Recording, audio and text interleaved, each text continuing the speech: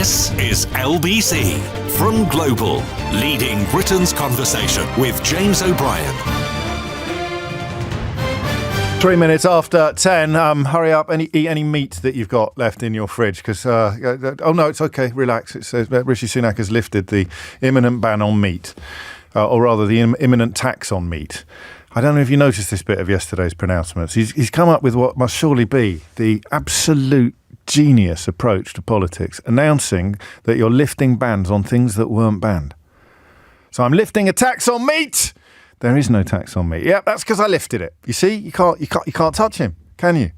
Rishi Sunak announced yesterday that there will be no tax on meat thanks to him. And you say, because you are intelligent and informed and moderately educated, you say, well, hang on a minute, there is no tax on meat. There was never going to be a tax on meat. He said, that's because I banned it. You see? I banned it, so you can't... Yes! Spin your way out of that, Starmer. He's also banned the 7 bins that you currently have to use to do your recycling. I know what you're thinking. You don't have 7 bins to do your recycling. And even if you did, you'd probably want to know why and what purpose it serves and why. No, doesn't matter. I've banned 7 bins. The 7-bin recycling rule is now over thanks to me, Rishi 7-bin Sunak. But there was no requirement to have. Doesn't matter. I banned it.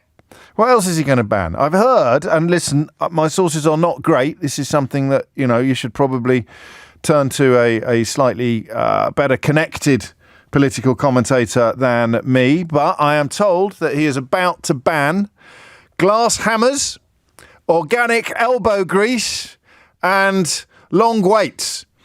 I don't know if you've ever spent any time at all on a building site, but if you have and you were young, you were probably sent to the hardware store, to the supplier, to pick up some tartan paint and a box of long weights. He's banning all of those. No long weights under Rishi 7-bin Sunak and no more tartan paint.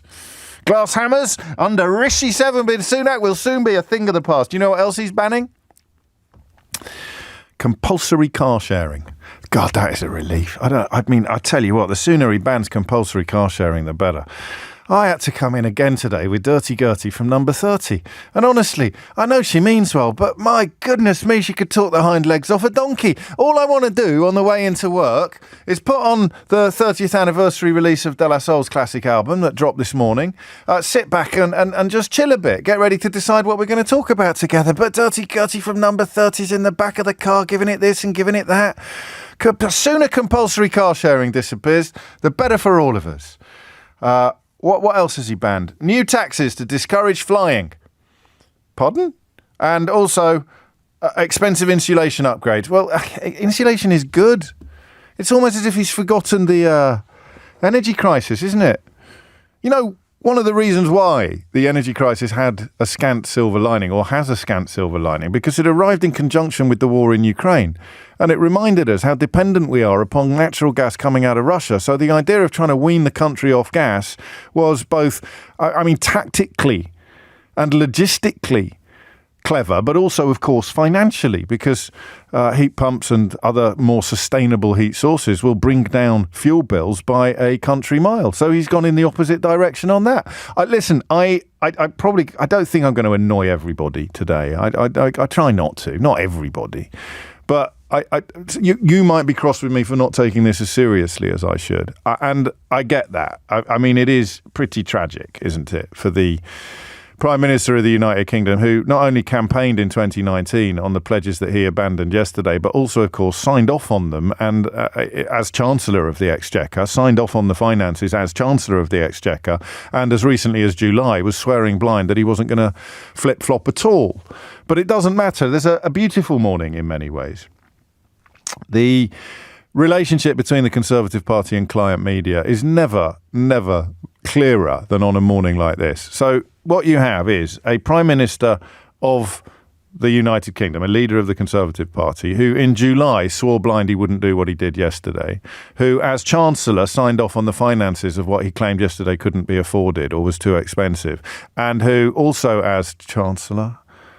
I think, or so, yeah, also as Chancellor, campaigned in 2019, maybe not as, well, anyway, certainly as a Conservative MP, campaigned in 2019 on a manifesto that pledged to deliver all of the things that he pledged not to deliver yesterday. So by any objective measure, what happened yesterday in terms of politics was despicable, right? Regardless of what you think you know about net zero, if you campaign on a manifesto promising X, if you sign off as Chancellor on the affordability of X, and if you swear blind in July of this year that we would definitely, come hell or high water, be sticking with X, and then you turn around to yesterday and say you're abandoning X because you can't afford it, it's a very bad idea, and you're doing it to look after all the poor people, then in a normal universe, any honest journalist would be queuing up to criticise you, right? Again, I'd say, regardless of what you think about net, or you think you know about net zero, which is probably not as much as, well, we should, is it? Skyhook's also being banned under Rishi Sunak's glorious rule. I'm happy to confirm that. Just a rumour coming in from Hertfordshire. And that's the point, isn't it? That's how broken we are now. Let me show you. I mean, you won't even believe the front page of The Sun, which says, Rishi delays bans on new cars and boilers. So, I mean, here is the thing, right? Nobody was going to have to buy a new car unless they needed to buy a new car. That seems to have been missed. We'll have a look at the politics of it in a minute. And he's also scrapping a meat tax. So the front page of the Sun newspaper, which is not the best selling in the country and is not the force that it was, but it's still, in many ways, the Sun and the Mail and the Telegraph are the pipers to whose tune Rishi Sunak is dancing today. They're actually telling their readers on the front page that he's scrapped a meat tax. He hasn't scrapped a meat tax. That's how pathetic this all is. And then, of course, you look at the bits that everybody is supposed to be celebrating, because as of today, the people that encouraged you to turn Britain into the first country in history to impose economic sanctions on itself, the people who told you that austerity was not only a brilliant idea, but that it was necessitated by the fact that there are too many libraries in Wolverhampton. Thank you, Alexei Sale. The story today that they won't be telling you about involves £15 billion worth of council assets being sold off by 2010. That's libraries, playing fields, community centres, youth clubs, swimming pools, sold off since 2010 when austerity started, because councils need to plug holes in the budgets that have been cut by the government that today is telling you that they are reversing their net zero policies because they're worried about poor people. The absolutely ridiculous Kemi Badenoch touring studios this morning, claiming that Zach Goldsmith, who wins the Stop Clock is Right Twice a Day award for 2023, Zach Goldsmith doesn't know what he's talking about when it comes to net zero because he's so rich. But Rishi Sunak, who is richer, he definitely does. So you can't bring the personal wealth of a politician into a critique of their net zero attitude unless it's relevant to all politicians. So Zach Goldsmith, who I think is an absolute flump for the record and quite spectacularly rewarded for failure by Boris Johnson, is right about this. But he's not, because he's so rich. Rishi Sunak, who agreed with Zach Goldsmith last week, and last month and last year, and when they campaigned together in 2019 as senior Tories, he's wrong about this until he changes his mind, at which point he's right, and the fact that he's very rich doesn't matter at all. There's like a conveyor belt somewhere, isn't there? Because you sort of, Priti Patel drops off the edge of it. Do you remember in the Generation Game?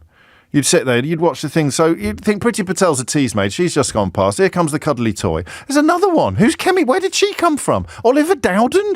What's it? It's like a conveyor belt of spectacularly incompetent people who continue to be rewarded because they continue to peddle the nonsenses upon which the last... Bear with me. The last 4 Conservative governments have been built on absolute nonsense. And because it's 12 minutes after 10 and I haven't really brought Brexit into things yet, the reason why they continue to do this is what was on display yesterday. It doesn't matter what's true anymore. It doesn't matter what's real. It doesn't matter what is, what's the word that I'm looking for? It doesn't matter what is evidence-based. They have persuaded themselves, quite rightly, that people will believe anything in a country where the nonsense is being punted by politicians who enjoy the sycophantic support of most of the media. And of course, the media that doesn't support them still invites the vampires and shills from the fossil fuel funded so-called think tanks onto their programmes as valid contributors to the debate. So the pool of conversation has been so completely corrupted that they think they can persuade, they think there are votes in this because they think they can persuade you that Labour is going to force you to sell your old car and buy a new one, or force you to scrap your perfectly functional boiler and install a new one. And of course they're not. That's the most interesting thing about what the weird political moment in which we find ourselves. I don't think this is going to move the polls at all, by the way, and nor do the polls, actually. The new net zero plan is unlikely to win back many wavering Conservative voters, according to polling and focus group that Downing Street has already seen. It's more than 4,000 people interview with voters looking at wavering Tory voters. And, you know, it might sway one, but there's more over there who won't be swayed at all. Snap polling carried out by YouGov suggests it's going to be popular with current supporters of the party. And, of course, it will be popular with wealth. But why has he done it? 40 minutes after 10. I'll tell you why he's done it. And why has he done it at such short notice? And why has he done it days after pledging that he wouldn't do it? And why has he done it in direct contradiction of the manifesto on which he campaigned in 2019, or the financial forecast that he signed off as Chancellor even more recently? He's done it partly because none of that matters in a corrupted country with a corrupt media. If the truth is not being properly reported. Oh, here's a very rich Tory to tell me why he loves this idea because he thinks it's going to be good for poor people. How do you feel about taxes going up to help poor people? No, absolutely not. No, not at all. No, deeply opposed to that. How do you feel about austerity, screwing poor people left, right and centre for the last 13 years? Yeah, necessary evil, John. So, I mean, you know, tough business. Too many libraries in Wolverhampton. It's very, very, very bad. How do you feel about the cost of living crisis? Well, I don't really have a view on that. I'm very, very rich. Thank you for inviting me onto your show, by the way. I used to be treasurer of the Tory party, you know. And how do you feel about these new net zero policies? Oh, they're absolutely brilliant. What you've got to remember is they're really going to help poor people, and we really care. We really care about poor people on my side of politics, except when it comes to austerity, Brexit, taxes, pay, wages, cost of living, income, and actual assets and amenities that ordinary people can use because they are provided by the councils that we have come close to bankrupting over the course of the last 13 years. But up with net zero. Great for poor people. How did you vote on Brexit? Oh, Brexit all the way. Yeah, John. Yeah, I love Brexit. It's great. Any benefits? Anyway, time for the travel. It's 16 minutes after 10, and what I want you to tell me, seriously, is from the point of view of people in the actual business, right? So, I mean, it's a 5-year delay. What difference is it going to make? But the point that people don't really understand is that nobody was going to have to buy a new car unless they needed a new car, right? Nobody was going to have to buy a new boiler unless they needed a new boiler. And the people who were going to be compelled to replace their old knackered boiler with a heat pump were going to get £5,000 help already. The costs of that kind of technology are going to come plummeting down as it becomes more popular. But of course, even though it may be a little bit more expensive than a gas or an oil-based boiler, the fuel bills will come down commensurately as well. The one good thing in yesterday's announcement was an actual 50% increase in the size of the subsidy that you'll get if you need to replace your gas boiler with a heat pump, which I think has gone up from a maximum of £5,000 to £7,500. So in the detail, even they recognise the necessity of doing this. They've just announced a delay, which I am going to cautiously suggest, 10:17 is the time, doesn't really touch the sides of anybody's lived experience. 0345 6060 973. You can talk about the politics of it, but unless you're a landlord who really didn't want to help their tenants bring their fuel bills down by improving the insulation in the property, I can't see who really should be popping the corks today. Unless you're a landlord or a fossil fuel investor, unless you're making a lot of money out of fossil fuel shares, or you have got a bunch of properties or a couple of properties that are quite run down and you didn't want to be compelled to insulate them because that's not going to help you at all. All it's going to do is bring down the fuel bills for your tenants. What Who is supposed to be celebrating today? 0345 6060 973 is question number one. Who is supposed to be celebrating today? It's a genuine question, because my feeling is that they think this is going to be like ULEZ. And I don't think it is like ULEZ, because although there was loads and loads and loads of misinformation surrounding ULEZ, and lots of people in Uxbridge believed that they were going to have to get rid of their cars when they weren't. People weren't checking whether they were compliant or not. All sorts of miscomprehensions out there. The political power of saying to someone, you are this party, even though the Labour Party nationally had sort of managed to detach itself, and certainly has since, from Sadiq Khan's policy, saying to someone, this lot are going to make you sell your car, right? That is powerfully political. It is politically powerful. It's Horlicks. It's not true. And even if it were true, the amount of help you're going to get to replace your car is considerable. It doesn't matter. There's something, we talked about this yesterday, the psychology of saying to somebody, they are coming for your car, right? They are coming for your car. That really worked. And that just saved the Tories' bacon in Uxbridge and Isleworth. And that is the only good news the Tories have had since Rishi Sunak became Prime Minister. Don't forget that. It's really important. The single tiny nugget of good news that the Conservative Party has had electorally since Rishi Sunak became Prime Minister was a catastrophic loss of support in Uxbridge and Isleworth that wasn't quite catastrophic enough to see them lose the seat. They would have lost it if everyone who voted Green had voted Labour. But it was the best result that Rishi Sunak has delivered to his party since he became Prime Minister. And it was, by most objective measures, still a catastrophic result, but not quite catastrophic enough to lose the seat. And everybody agrees, from all parties and all political persuasions, that the reason they got away with it was because the ULEZ rhetoric was so effective. Telling people that Labour were going to take their cars away worked. Doesn't matter whether it's true or not. This is Brexit Britain. The days of policies or promises or pledges or claims having to be true, they're still a long way over the horizon. So telling them that we're going to take your car away, and they're trying to turn the micro into the macro. They're trying to increase the fear of them coming along and taking something away. The truth of the policy, both before and after the delay, is that nobody needs to buy a new car unless they need to buy a new car, and nobody needs to install a new boiler unless they need to install a new boiler. But they think there's politics and political gain in telling you that, well, you're going to have to buy one and we've delayed it now, and the other lot probably won't. What did I say? Did I not say Ruislip? Uxbridge and Ruislip? What did I say? Anyway, it doesn't matter. I meant Ruislip. 21 minutes after 10 is the time. 0345 6060 973. So who is supposed to be celebrating this flip-flop? 0345 6060 973 is the number you need. Because the Office of Budgetary Responsibility, as I didn't know at the opening of yesterday's show and should have done, forecast costs of bringing in net zero being roughly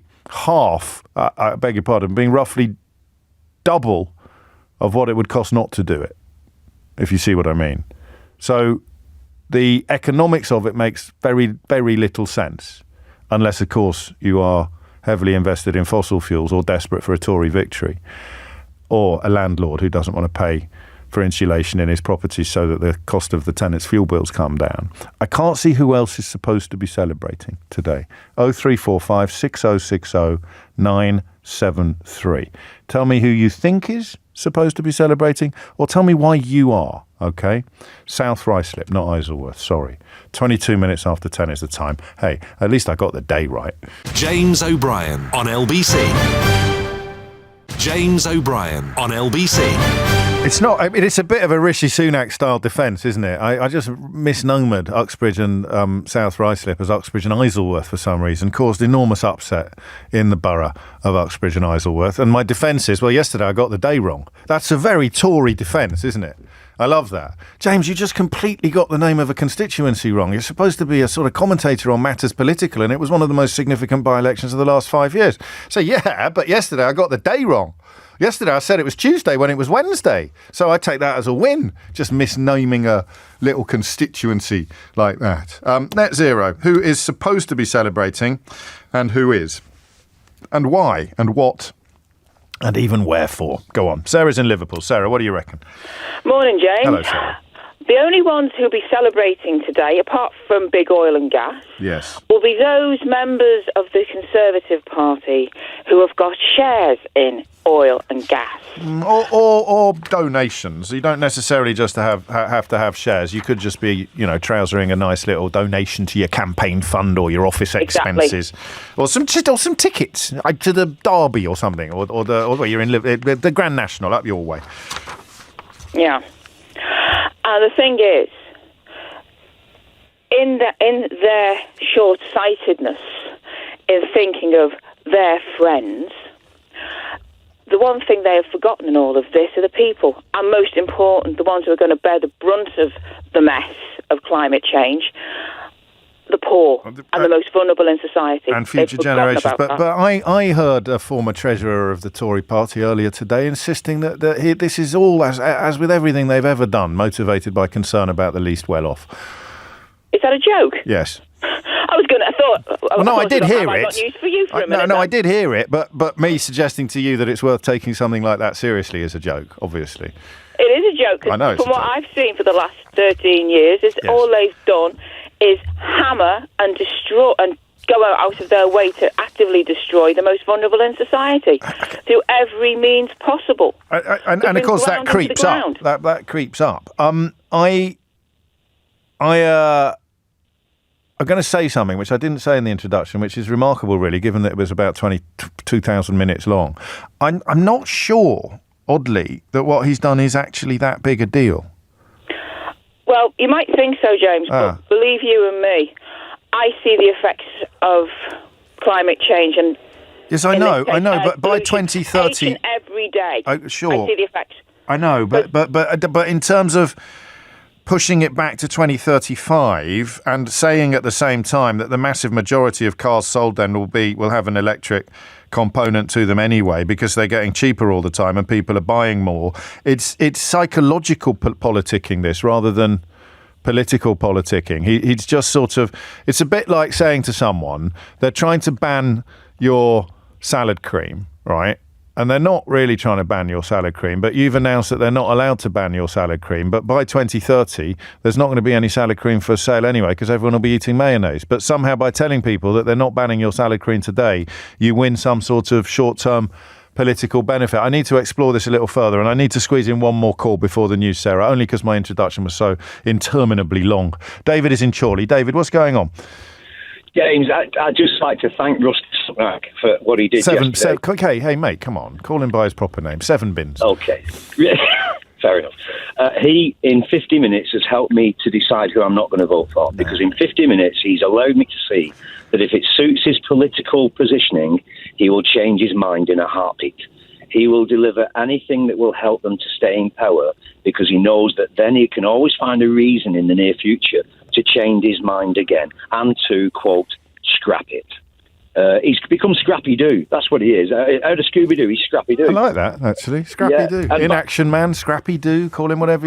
I mean, I don't think he's going to wobble back again on this one, is he? No, he's not. But what, if I can, James, it'll take 30 seconds. I call him a fence post turtle. Have you ever heard of a fence post turtle? Well, I have now. Let me tell you what it is. You're taking your dog for a walk, and you walk in a field, and there's a fence post. Yeah. And on the top of that fence post is sat a turtle. Oh, yeah. Two things you know. One, it didn't get there on its own. And two, now it's there, it hasn't got a Scooby-Doo what to do. That's actually brilliant. Is that your own, or is that It's my own. It's my own, and I've been trying to get it on for a year, and I keep getting pushed back by your researchers and producers. Right, they're fire. I'm firing all of them. That's absolutely brilliant. Put it in your book. It's too late for the book. Don't rub it in. Every day there's more stuff that could have been in the book, and I'm not ready to sign up for a new one yet. David, thank you. 10:30 is the time. Who's celebrating and why? 0345 6060 973 is the number that you need. Thomas Watts is here now with your headlines. James O'Brien on LBC. James O'Brien on LBC. 33 minutes after 10 is the time. You are listening to James O'Brien on LBC. Listen, some people can have the same brilliant idea at the same time, but I don't bombard me with evidence that fence post turtle may not have been our last caller's sole and immediate personal invention. It's still brilliant. You know it didn't get there by itself, and it's got absolutely no idea what to do next. Rishi Sunak, the fence post turtle of politicians. I know it's very serious, the net zero stuff, but you can't get angry every day. You can't do the serious stuff. We are discussing it seriously, while also reflecting on how hilarious it is that Kemi Badenoch is reduced to claiming that you can't trust Zach Goldsmith on this because he's rich, but you can trust Rishi Sunak, who is richer. I don't know that she does get the Dorries stamp, does she? She's not too stupid to realise how stupid she is, like Nadine Dorries is, or Mark Francois, or someone like that. I don't think so, but you possibly too far down the rabbit hole to realise how ridiculous she sounds. And then, of course, the other element of the hilarity to be derived from the net zero brouhaha today is, well, there's two elements of it. Rishi Sunak getting a round of applause for banning things that didn't exist, like a tax on meat and compulsory car sharing, and also all of his cheerleaders, both client journalists and Tory politicians alike, queuing up to say they really like this, really great, because it's good for the poor. I mean, how boiled would your brain have to be if you'd paid even the scantest attention to British politics of the last, 500 years, for a right-wing politician to come out and say that the reason why they're in support of something is because it helps the poor? Seriously, if you buy that, there's a bridge I've got this amazing bridge to sell you. It's just gorgeous. And I just for one day only, seriously. But then again, I suppose people still pull over in vans, don't they, right across the country, claiming they've just finished installing some hi-fi equipment around the corner and they've got some amazing state-of-the-art speakers in the back that you can have for 20 quid. So you hand over your 20 quid and you get them home and there's a couple of bricks in a cardboard box. 25 minutes to 11. I just described Brexit, didn't I, by accident? Alex is in Newcastle. Alex, who's celebrating? Hi, James. Thanks for having me on. You're very welcome. The think tanks are the people celebrating, the ones that are pushing climate denial in order to help their fossil fuel sponsors, is the simple answer. Oh, how dare you. You are not the answer you wanted to hear. You are not suggesting, I hope, for a moment that Net Zero Watch is the policy wing of the Global Warming Policy Foundation that has its headquarters at 55 Tufton Street and has received funding from US groups linked to the oil and gas sector, despite claiming that it is independent of the fossil fuel industry, while in Britain refusing to disclose any of its domestic funding. Yeah, I think that's what I'm saying, yeah. Oh, that's absolutely outrageous. You'll be telling me next that the Net Zero Scrutiny Group in Parliament, which is allied with and affiliated to the global warming policy, has been pushing for this sort of nonsense for years. Yeah, that's exactly what I was going to say next. Oh, my days. And I mean, you're not suggesting, I hope, for a minute that their mates in that curious corner of London, the Institute of Economic Affairs, are already celebrating Rishi Sunak's net zero rebalance without revealing who funds them. But we do know, those of us who've been paying attention, that they've received money from BP and US climate denialist funders in the past, Alex. Yes, that's exactly what was on my mind, and I'm very glad you brought it up. Oh, God. Well, I mean, at least you're not suggesting that the Taxpayers Alliance, also headquartered at 55 Tufton Street and headed by, or founded rather, by a man that Liz Truss wants to put into the House of Lords, is also celebrating today and claiming that it's going to be of benefit to poorer households without revealing the plutocrats and vested interests that bankroll their entire operation. You've read my mind, James. Well, you're a cynical old soul with very little evidence to back up your prejudices, aren't you, Alex? I am indeed, apparently, yeah. It's crazy, right? It is absolutely crazy. And it's like, as you say, you can find so much evidence of this from so many other think tanks that are all working together. There's even a book coming out soon which knits it all together like a Christmas scarf. I wonder what it's called. I'll come up with a title shortly. You're quite clued up on this, I think, aren't you? I'm reasonably clued up. On the broader, the sort of science of it, rather than just the dark funding of it. Mm-hmm. Apart from businesses pointing out that the absence of consistency is unhelpful, and of course, and this won't hurt him because none of the people that like him care, and none of the people whose job it is to point out why they should care will do so, highlighting how utterly without backbone or principle Rishi Sunak is.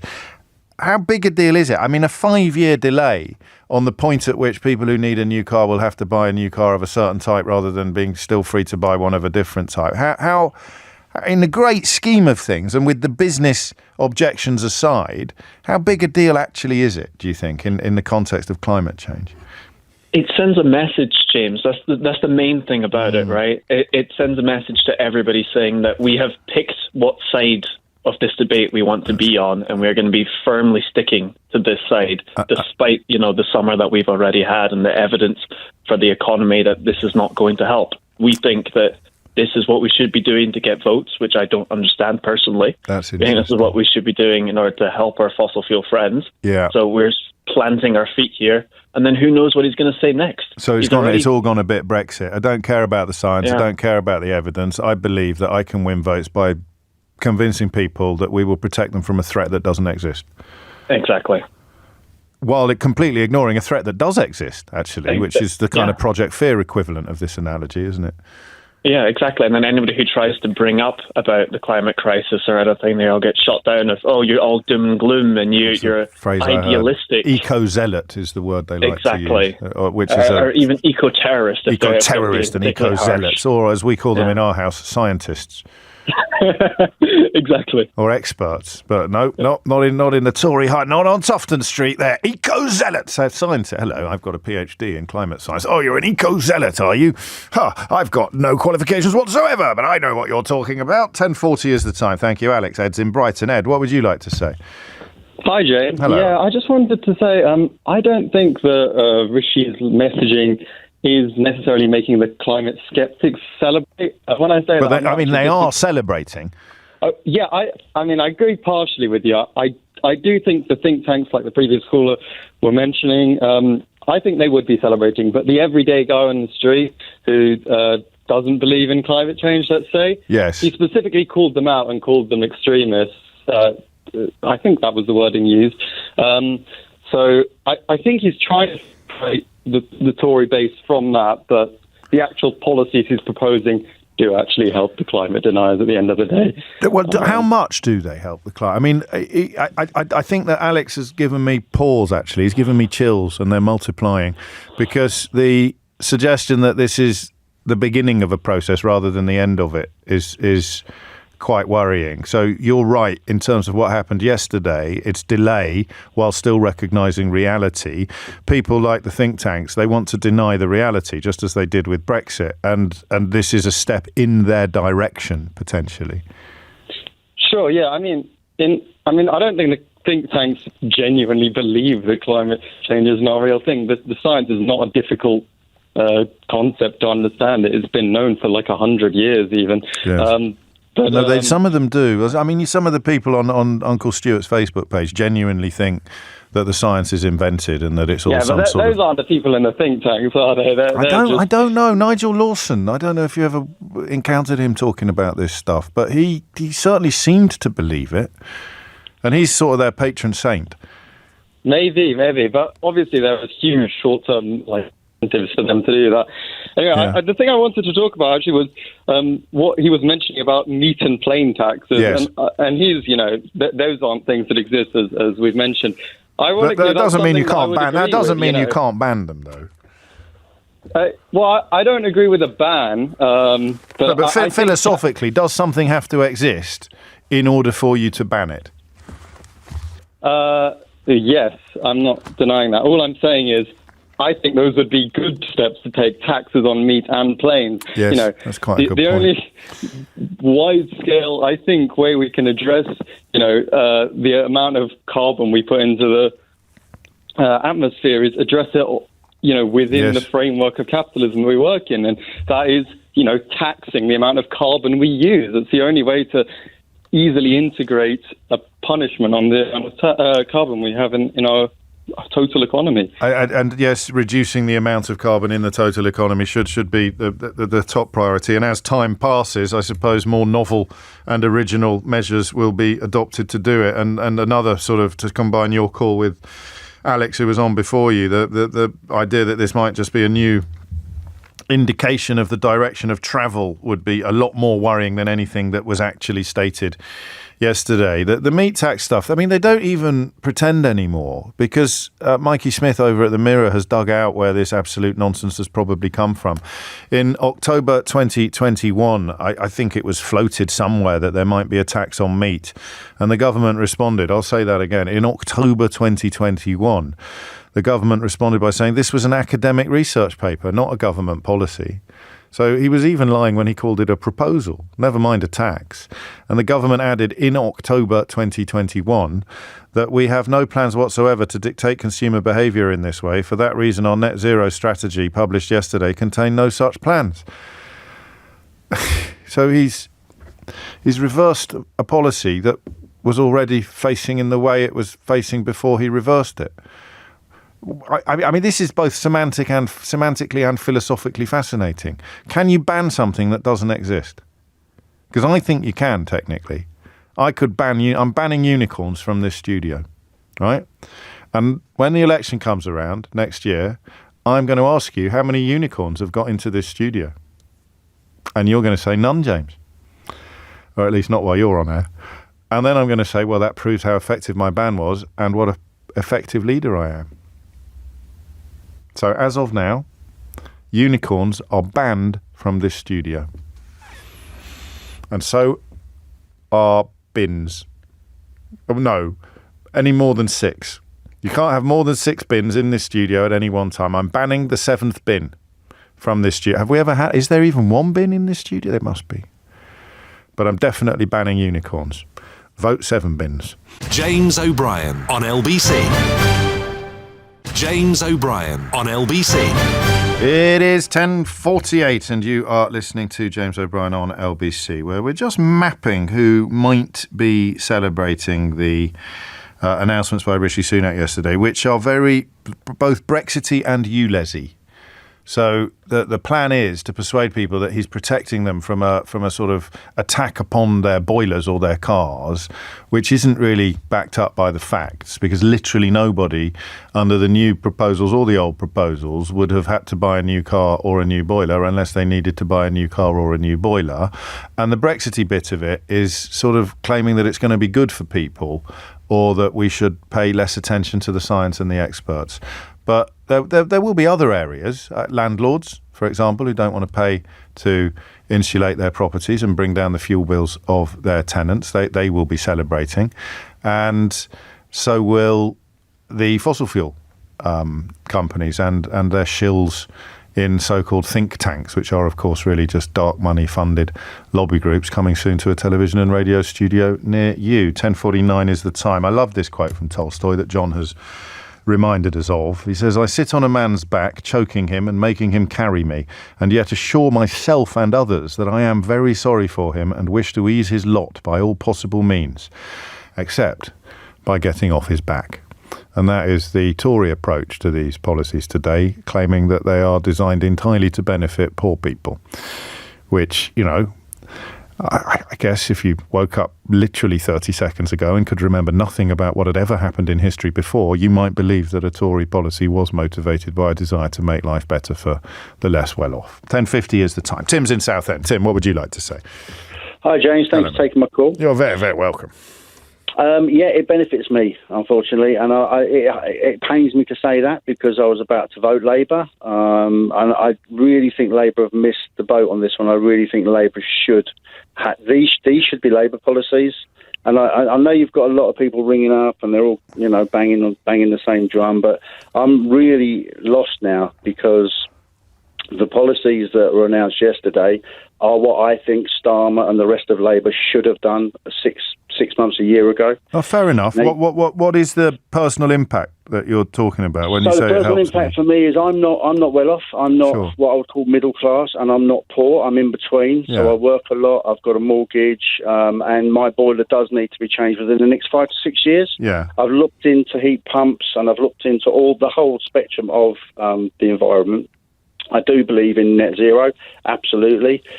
The problem I've got is that now this makes my life a little bit more relaxed and a little bit easier, James. And I'm being absolutely honest with you. That's fine. No, listen, if you're voting from a position of measurable financial advantage, then, I mean, no one's going to argue with you. So can you talk us through the numbers a bit? I'm not expecting Bamba Gascoigne.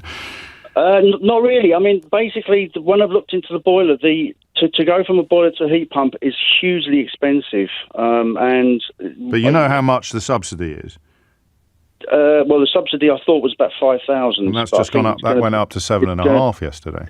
Yeah, it's gone up to 7.5 yesterday. Which again, for a lot of people, they might be sneering at that. That is a big bonus. Who's sneering at that? Well, but people are saying that all the policies. No, but it's only Tim, mate. It's only a bonus for you if you replace your gas boiler with a heat pump, which you've decided you're not going to do. Absolutely true. So it's not a bonus for you at all. No, so people might sneer at that. No, but what I'm trying to say is that if this isn't going to help the poor, right? I get that, okay, and this isn't going to help the middle class to well-off people, but the people in between, the people that start, say for instance, I have to keep a petrol car going for at least another 10, 15 years. Now, second-hand petrol cars now, the price of them has gone through absolutely gone through the roof. Do you think it's going to come down now as a consequence? What I think will happen, I think it will spread out slightly longer. I know 5 years isn't a long time. I'm not by any means saying that it is, or it's going to make a massive impact. Well, you are saying it's going to make a massive impact, massive enough to change your voting, massive enough to change your voting intention. The point I'm trying to make is that these should have been Labour policies. No, I know, I understand that point, and I disagree with you, but right. not massively strongly. But that's why I'm really interested in the calculations that you've made, or the kind of detail that you've explored, because your fuel bills would come down, wouldn't they, if you had a heat pump, and $7.5 grand's worth of help putting it in. But James, if you look into heat pumps seriously, go on. I have looked into them, and the first advice we received. They're a disaster. No, I know they are. That was the advice we received, was that just wait a bit, wait and see, not make your decision now, which you've done. Well, no, but the thing is, I haven't made my decision now. I've got a decision. So you should make it in 5 or 6 years' time. Yeah, if my boiler lasts that long. But the point is now, I'm not going to be legislated against in a few years' time that I have to change to a heat pump. Well, you wouldn't be, because it was 2030 anyway. In 5 or 6 years' time is 2028 or 2029. Yeah, but I'm hoping my boiler is going to last longer. The point I'm trying to make is your whole calculation was based on telling me that it was going to conk out within the next 5 or 6 years, and possibly sooner. Okay, so look, the longevity of my boiler is about 5 to 6 more years, which takes me to 2028, right? Yeah. So let's say it lasts another 2 years, and I get to 2030 by a month, and then I've now got to spend a heat pump, and there's no way I can get a heat pump. No, fair enough. No, I get that. Now that's changed for me. We're narrowing the constituency down to people whose boilers are going to conk out within a 6-month window, so we can add them to the list of people who are celebrating. No, not really, James. Look. I mean, I know you can sort of make fun of it a little bit. I'm not making fun. Come on, man. I'm not making fun of it at all. You said everyone else was banging on. I'm narrowing it down to 6 months, but I'm not. Listen, if your boiler, say you just replaced your boiler, and your boiler's going to last 11 years, yeah. So let's say you get to 30, 32, and you can't afford a £15,000 heat pump and all the other stuff that goes with it. With a $7.5 grand subsidy. With a $7.5 grand subsidy at the moment, we don't know what the future's going to hold. What I'm saying is this has spread it out, so it's taken a little bit of pressure off. And I respect that. I didn't mean to make you feel like you were being teased. But we can't finish the conversation without bringing the environment into it, can we? I get that. Now listen, as far as the environment goes, there are a couple of factors that I think the average person on the street really gets. Go on. Okay, the first one is, and I know it's been said a lot, and people sneer at it. We are 1% of the world's polluters. Okay. Yeah. We are 50% ahead now of all the other countries in Europe, like France. So we should slow down. No, what I'm saying is that we are getting there well ahead of everybody else. Now, just slowing down slightly is not going to affect the environment at all. Could you think of it? I mean, I hear you, but the idea that because we're doing well, we should do less well is probably not something you'd apply in many other areas of life or politics. I know, but I think because we're doing well, we don't have to punish people in the bracket that I'm in. That's what I respect. But what if 2 years from now the numbers have changed? What if 5 years from now the numbers have changed? Well, then you have to respect. See, something else people have constantly said today. Now, I've always said I would like politicians to say, look, I got this wrong, I got that right, you know. I've always said that. And one of my big bugbears with Johnson and all that is they never admitted anything wrong. Now Sunak has come out with this yesterday, which was a complete shock to me. And when he came out with it, the first thing everybody said was about what they've done previously. I'm going by today, what's happening today. And I think you're going to find a lot of people will. I'm just so upset that Starmer and Labour, you talk to them, they haven't even got a policy on this. Well, they have, all they mate. say is, they've got really well, they haven't. strong they just policies say, we're waiting on for the this. figures. Ed Miliband's been got working on it for 7 or 8 years. And they've already come out and said they're going to stick with the original policies that before Sunak's come out of this thing already. And yeah, of course they have. Do you think that's going to play well for them, really? Well, it is for the motor industry. Yeah, but the motor industry isn't the average Joe on the street. No, but they make the cars you're going to buy. But you don't even drive a car, right? I do drive a car. Oh, okay. I was listening to you the other day and you were telling me that you don't drive a car. No, I do, just not very often, and I don't have a weird emotional relationship with my car. Oh, that's right. That's what I was listening to at the time, yeah. all I'm saying is... But I mean, you don't need to drive a car. You don't need to drive a car to know that Ford are quite an important voice in the car world. No, but you need to drive a car to appreciate what you pay all the time. You know, it's a lot of money going out. And the cost of running a car with an electric option is lower than the cost of running a car without one, isn't it? Not at the moment, no. Well, it is, mate. It isn't. The hybrids, we should have gone hybrid, we didn't. Hybrid is definitely the way forward.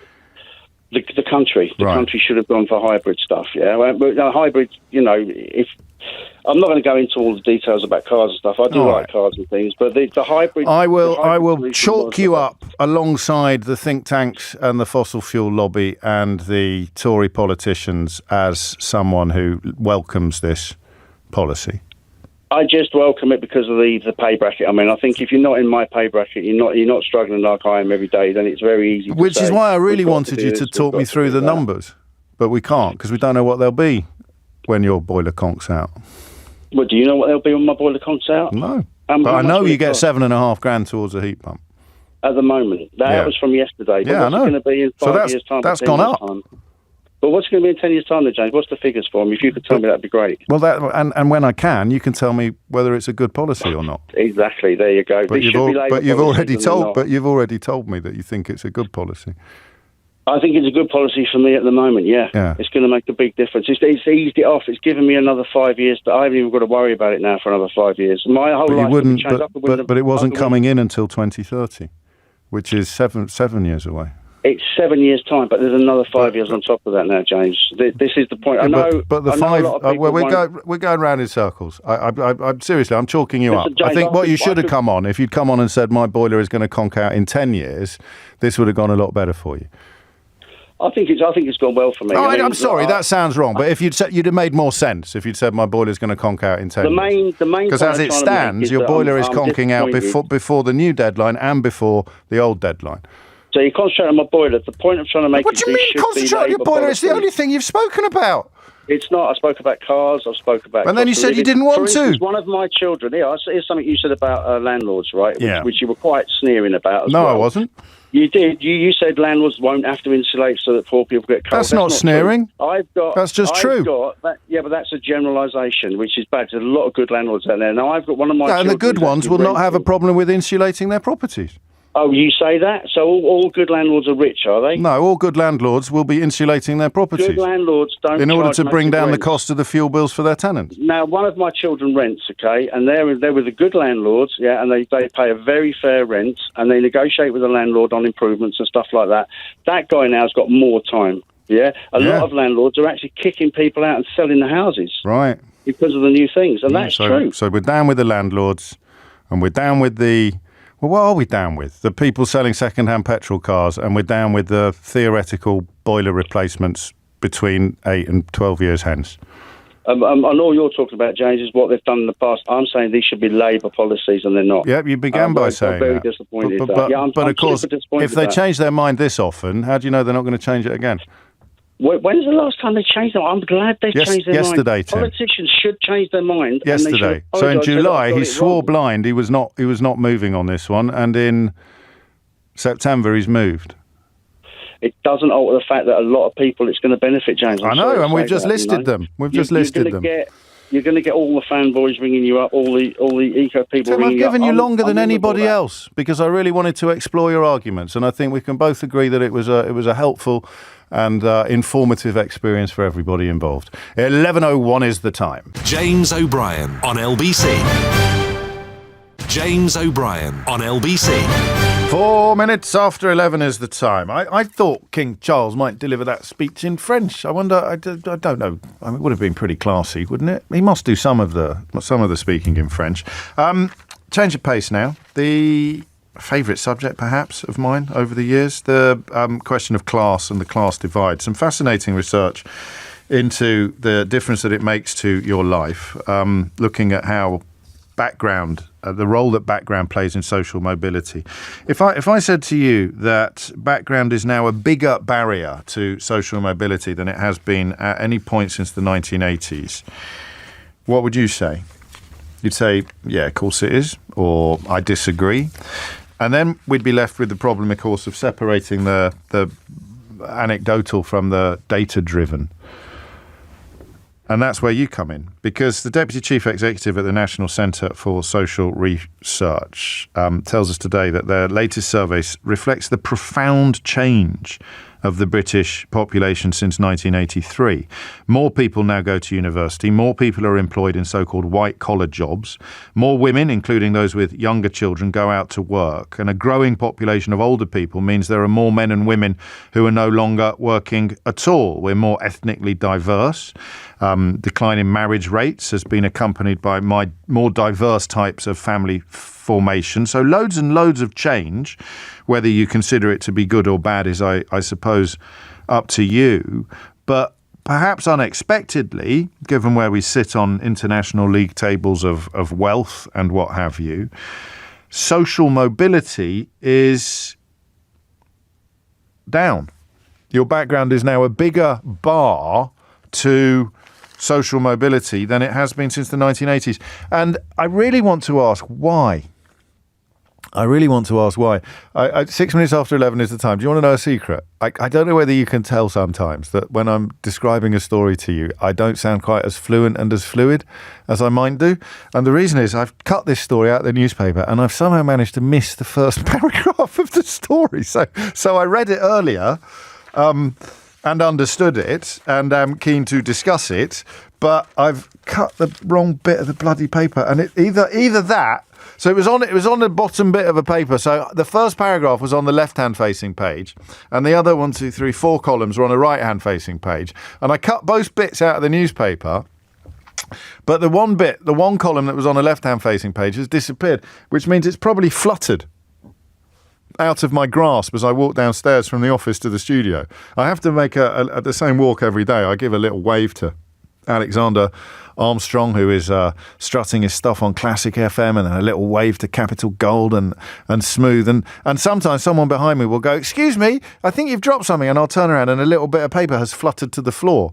And that means I don't come on air at 10 o'clock without having my details and my information in front of me. And what I've managed to do with this one is come on air without the opening paragraph of the story. But let's crack on anyway. The headline's fairly straightforward. Return of the class divide, and it talks about the very simple fact that since the 1980s, your social background, the last caller, Tim in Southend, talked a lot about class and his perception of himself as being neither working class nor middle class.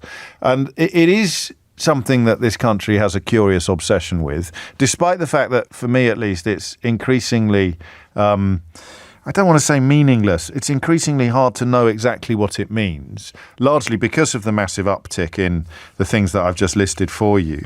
But if I wanted you to explain to someone who hasn't been paying attention why your background is now a bigger barrier to social mobility than at any point, frankly, in living memory, I just want you to tell me why. 8 minutes after 11. What has changed? What are the things that have changed since 1983? We'll use that as a starting point. What has changed since 1983 that means if you want to move up the ladder of life, and I do often think that Britain and British politics in particular doesn't properly recognise people who don't, people who are happy with their lot. Labour Party's problem is that it tends to cast everybody as needing help, and the Tory Party's problem is it tends to cast nobody as needing help or nobody as deserving help. That's quite good, actually. I might jot that down. So the Labour Party's problem is that it casts everybody as needing help, and the Tory Party's problem is it casts nobody as deserving help. And there you have the fundamental sort of conundrum at the heart of two-party politics in the United Kingdom for the last 200 years. And of course, some people are happy. Some people are content with their lot. Cost of living crises and energy costs notwithstanding, some people, and I always feel a little bit self-conscious putting myself in this category because of privilege and luck and what have you, but some people would be quite content just to be left tootling along roughly where they are now.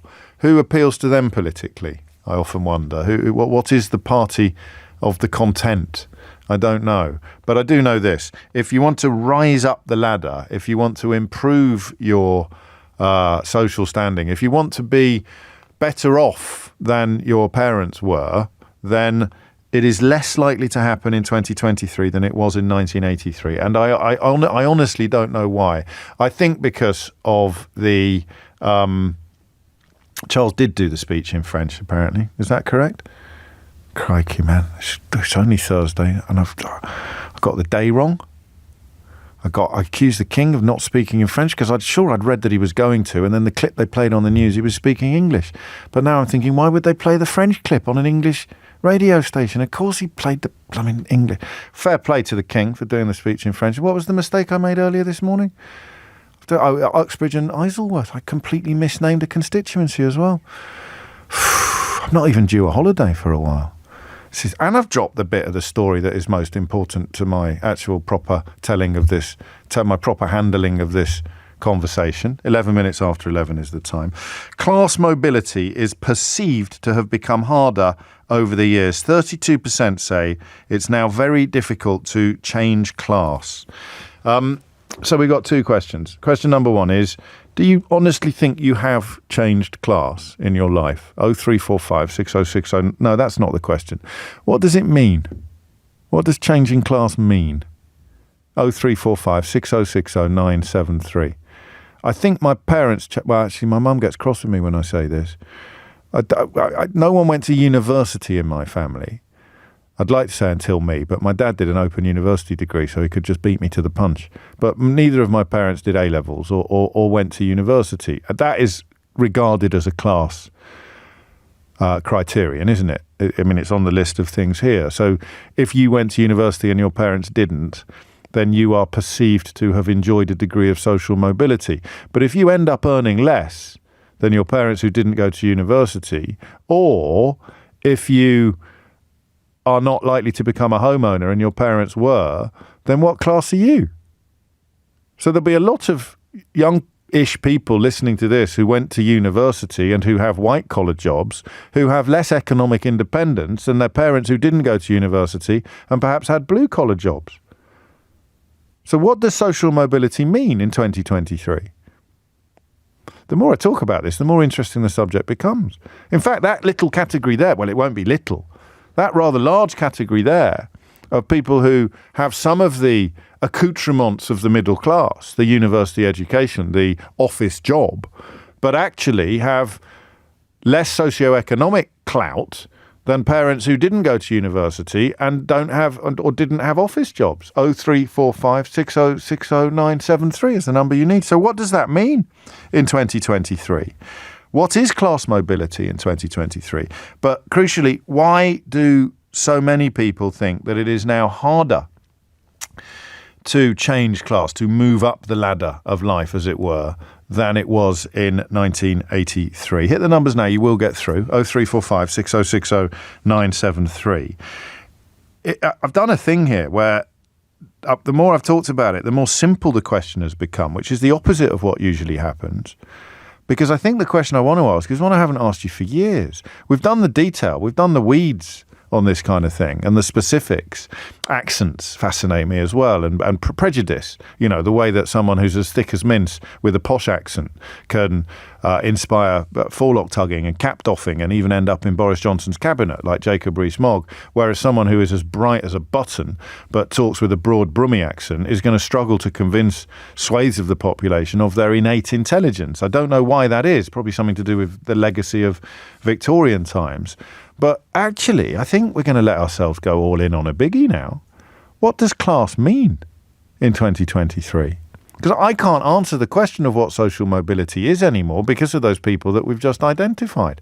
University-educated white-collar workers who earn less in relative terms and are considerably less likely to be property owners than their non-university-educated blue-collar parents. So what does class mean now?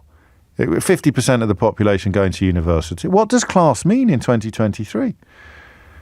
0345 6060 973. Graham says, James, is it true you went to a school where dressage and beagling were on the syllabus? No, there was a pack of beagles though, Graham. I know you've put a wink emoji, but I've told you this before. I don't think there was any dressage at my school, and none of it was on the syllabus. It was all extracurriculum. But you couldn't use that as a signifier. What class are you? Did your school have a pack of beagles? What question would you ask to determine what class somebody was in? You used to know roughly what it meant. I've got no idea what it means now. Oh, this will be fun. Do join in. It's 11:15. James O'Brien on LBC. James O'Brien on LBC.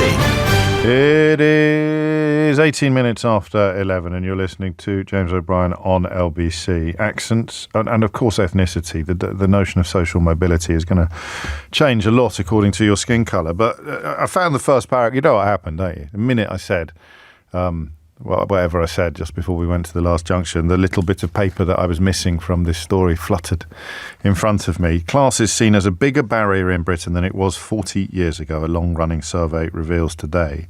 British Social Attitudes report, running for 40 years. Most Britons still see themselves as working class. No idea what that means because of the collapse of traditional industries. But when it comes to mobility, you'd usually compare yourself to your parents. But the chances are that doesn't fit any of the traditional measures anymore. So what do we even mean by the word? Kerry is in Glastonbury. Kerry, what would you like to say? Hi, James. Hello.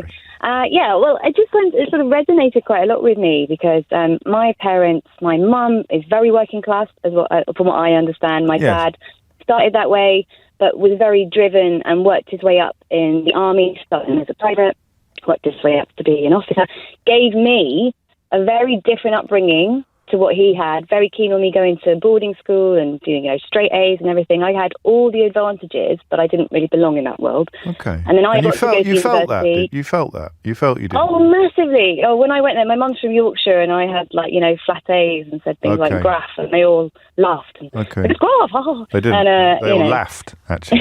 They laughed. They laughed at me.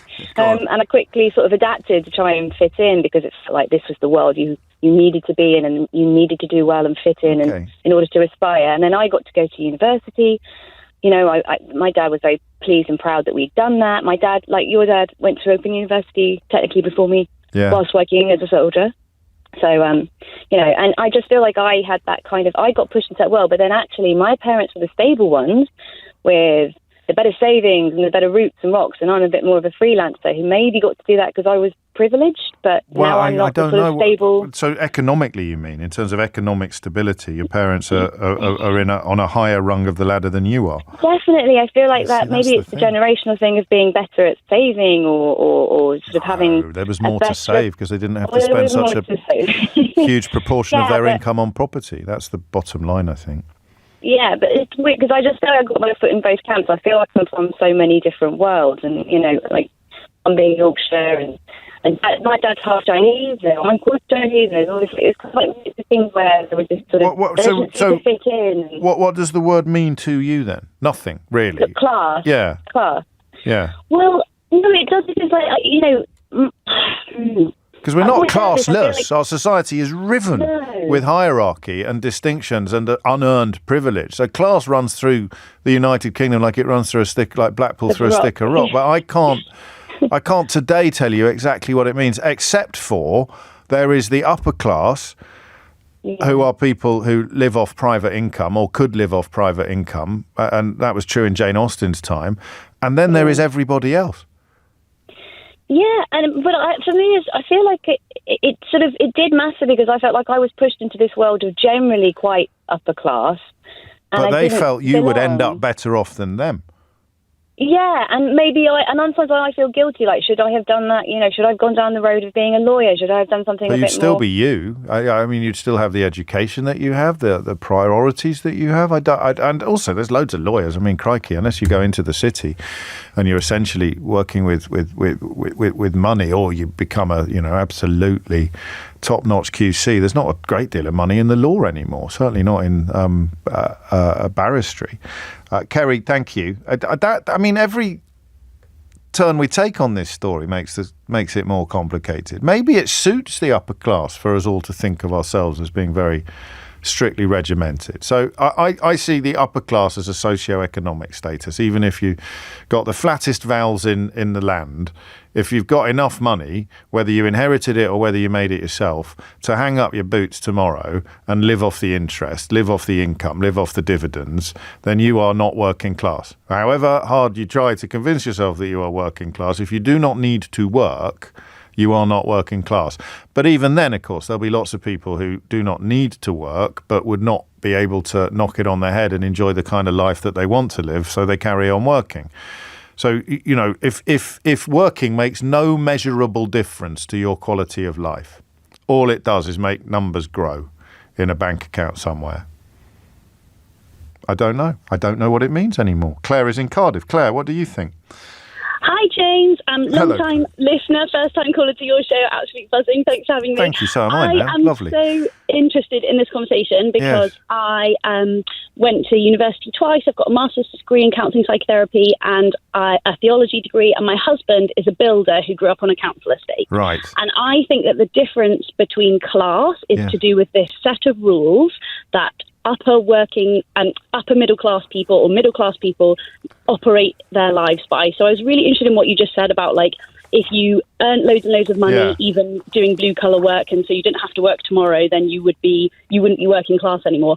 I disagree. I think there are these set of rules that we can't really decipher or even articulate that mean that for some reason we would look down on someone who had flat vowels and who had earned their money from a blue collar job, even if we then consider them. Didn't necessarily mean from a blue collar job. You could have earned it from owning a car. They did. Yes, okay. So you mean snobbery, really? Yeah, definitely. I went to a school where there was a pony club, and I've been skiing, and I know how to operate at a dinner party.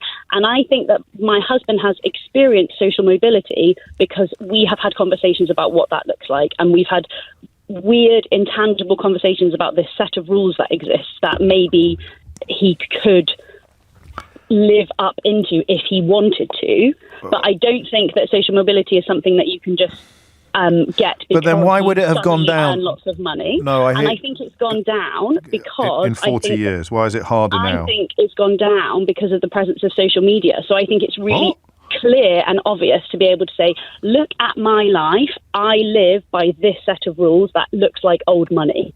And other people say, oh, I reject that. I'm going to live my life which looks like this. And so they are maybe even like proud of or happy and content in their working class status and would say, this is how I'm living my life, which is noticeably different. And I'm proud to be working class. And I'm going to project that image. So I need a bit more detail. What do you mean, though? I mean, I don't know. I like your theory. I don't know that it necessarily fits the British Social Attitudes Report, but that doesn't matter. What sort of things are you talking about? Are you? I mean, because it sounds as if you think that some people don't know how to use a knife and fork, and that would denote their class. And I'm sure you're not suggesting that. What are these rules that people wouldn't understand? Well, I think that's the problem, isn't it? I think that it's really difficult to explain what they are. You must have a clue, Claire. You must have a clue. Yeah, but I think I'm being cautious on the radio. Well, I don't. Well, look, I went to a posh school. I don't know what you're talking about, if I'm honest. I mean, I know. So, I mean, there's the silly stuff like how do you eat an artichoke or stuff like that. But generally speaking, if it's cutlery, you start at the outside and you work your way in. So, what is it? But I think there are people that don't know that. Well, and just tell them, and then they do. But I think that stuff makes a difference if you've never been in an environment where you would be doing that. But now you do. So you didn't yesterday, and now you do. So have you changed class in the moment of that exchange? What stuff? No. Don't be cautious. Just tell me what sort of stuff you're talking about, because I don't know, and I don't know what social media would have to do with it. Well, I think that it's something about how people are able to say, I am working class and I'm proud of that and I want to stay working class. But some of the most middle class people I know insist that they're working class. But so then they would be answering that study to say, no, I'm still working class. But the measure of mobility, maybe there's been a death of aspiration because you can no longer associate social mobility with financial improvement. And this makes not a mockery of the survey, but it changes the parameters in which it's been conducted. Because when it started, changing class involved a change in socioeconomic status. But actually your analysis becomes powerful here, because you might well have changed class, but your socioeconomic status hasn't necessarily changed at all. In fact, it might have gone down. You will be the university-educated, white-collar daughter of a property-owning, wealthier, blue-collar parent. Yeah. So then what has happened class-wise? Who even knows? Who even knows? That is it, isn't it? Possibly. That it no longer means aspiration by any other measure than whatever these mad words mean. Have you improved? Have you risen up the ladder of life from where your parents started to go? Yes, I suddenly have. I know how to eat an artichoke. But they're much better off than me. And they own their own home. They're mortgage-free. I'm paying rent to Dirty Bertie from number 30. So I wonder whether actually the problem here is not so much that background is now a bigger barrier to social mobility than in the 1980s, but that the relationship between aspiration and elevation has been completely exploded. Blimey. Andy's in Reading. Andy, what do you reckon? I first of all would say that social mobility is the ability for you to go into any environment and feel able to interact with it. I had a chip on my shoulder. I was from the north. I went to an incredibly privileged place to study medicine at Oxford, and my ability to do so was limited by the chip I had on my shoulder within that environment. And one of the things You're an Oxford-educated doctor, so to anybody listening, there's no doubt at all about what class you're in, is there? No, and this is what's interesting. Yes. One of the things I got from my degree in that place was the ability to interact with the people when I got to know them on a personal level, so that when I went to things that I'd never done before, and I went to the opera, and I went to, this boat party on the Thames with these people, I could just look at them as peers and equals, and I could walk in, and instead of being inhibited by that environment, I could just walk into it. But then I've got mates from your background who can waltz into any room in the world and boss it like a social butterfly. And they're completely authentic. They're not putting anything on. And I went to a posh school and felt very nervous in many social situations, but I learned the skills of bolting on my game face. My similarity with my experience from knowing a little bit about yourself, I mean, one of the things that shines through about you is that you would look at anybody from any background, whether they are the highest politician or anything else, and you could look at them with a casting eye and say, well, who are you? I don't have to just define you by the fact that you are the Prime Minister and some sort of deity. But now I can. I don't know if I was... I definitely wasn't always like that, but I think this job has helped me become that person. I'm delighted that you picked that up, actually. Well, but that part of that surely has got to be from your background, going to such an elevated school, having contact with the people and just realising, well, they're no actual difference to me. Yes. But you have, in some ways, in the same way as I had in that experience, got the chip off my own shoulder and then had that realisation that actually that's what you are, and you've been able to be, and as I have potentially, been slightly socially mobile because of those experiences. So what I wanted to say is that in some degree, the thing that would hold back people's class or social mobility is exposure, it's opportunity, it's the ability to interact with certain people or environments, and the privilege that comes with middle and upper class isn't just about wealth, it's about exposure, privilege, and the ability to have contact with environments that would set you up for future opportunities. Yes, well, that's true, which makes it harder perhaps to understand why it would have gone into decline over the last 40 years. Why is there less social mobility now than there was in 1983? Well, I mean, society just seems more polarised, doesn't it? Everyone seems to have a tag. I slightly disagree with what you were earlier. Some of the most middle-class people I know define themselves as lower class, yes. Or working class, well, actually, you have a right to surely define yourself in any way that you would want to. Of course you do. Yeah, you do, of course, but we're discussing what you might describe as objective categorizations, i.e. a sort of broad consensus on what these words mean. And I'm not sure in 2023 that they mean much that can be measured. And that's because of the relationship between aspiration and elevation has probably almost gone. Well, I think to a certain degree, people are quite polarised. They don't have a problem. The person mentioned social media. To a certain degree, somebody would see somebody define in a certain way and will have that exposure, and they would relate to it and say, yes, I'll define myself in that way too. Thank you. I would like that. I agree with that. And if people are quite polarised and, very ability to say, this is what I am, it creates that almost a society where people are more polarised and less likely to interact with each other because I'm this and you're that. And they might be mobile or they might be mobilised, but they wouldn't use that language to describe it themselves. I wonder whether listening to what you said about previous subjects on the radio on earlier, it's actually quite interesting. There was loads of polarising terms, whether you're Brexiteer, whether you're a Remainer, whether you are right wing, whether you're left wing, whether you're. But none of that's class related, I don't think. Yeah, but it's all about that moment where people are likely to. You don't get snobbery. I'm really late for the news, which is a shame because you've got my little grey cells whirring away, but it is actually 11:33. Sorry, Andy. And Thomas Watts is here with the headlines. James O'Brien on LBC. James O'Brien on LBC. 11:36 is the time. You're listening to James O'Brien on LBC. Mystery Hour on the way at 12, of course. I think this is breaking news. Next public meeting with the Mayor of London, Sadiq Khan, is to be moved from central London amid security concerns. So-called anti-ULEZ protests, which I have witnessed. I've hosted similar events for this, for the Mayor of London. And it's funny because when he describes some of the protesters that he and I have encountered at these events as being far-right adjacent, he's not suggesting that everyone who's got a problem with ULEZ is far-right, which, of course, his political opponents pretend, including the Enoch Powell fan that is the Conservative candidate.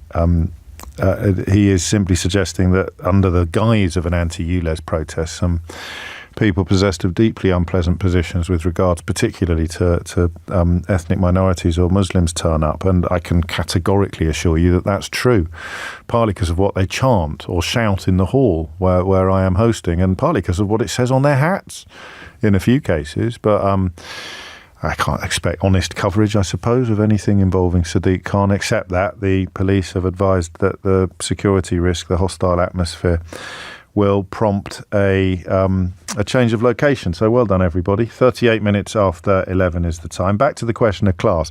Here's a really interesting. There's nothing wrong with flat vowels, Deborah. No one suggested that there was, but other people will judge you because of your flat vowels if they are snobs. As I was talking to you about class, I just had a little look at Twitter during the news headlines. Here's something mad, right? Here's something truly mad, which I can't even begin to explain to you. There must be some sort of evolutionary need for hierarchy into which we all buy without knowing it. And of course, whether you want to buy into it or not, that's the society you inhabit. But King Charles has gone walkabout in Paris with Emmanuel Macron. And the crowd seemed to be quite healthy. Healthier perhaps than they would be here for a common or garden walkabout, but then I suppose we get more opportunities to do it. But there are French people in Paris shouting audibly on the clip that I watched, shouting, "Vive le roi! Vive le roi!" They're shouting, "Vive le roi!" Which not only, it means long live the king. In France, in 2023, we're having a conversation about how hard it is to pin down class, and our actual king, the bloke what rides around in a jewelled carriage with a diamond on his head, is now visiting a country where they killed their king, they chopped his head off and replaced it with a republic, and members of that, citizens of that state, liberté, égalité, fraternité, they are shouting, "Long live the king," in French, at our king. Vive le roi! They're shouting. So now you perhaps understand why it is quite hard to pin down what class means. Carolyn in Hertford's going to have a go. Carolyn, what would you like to say?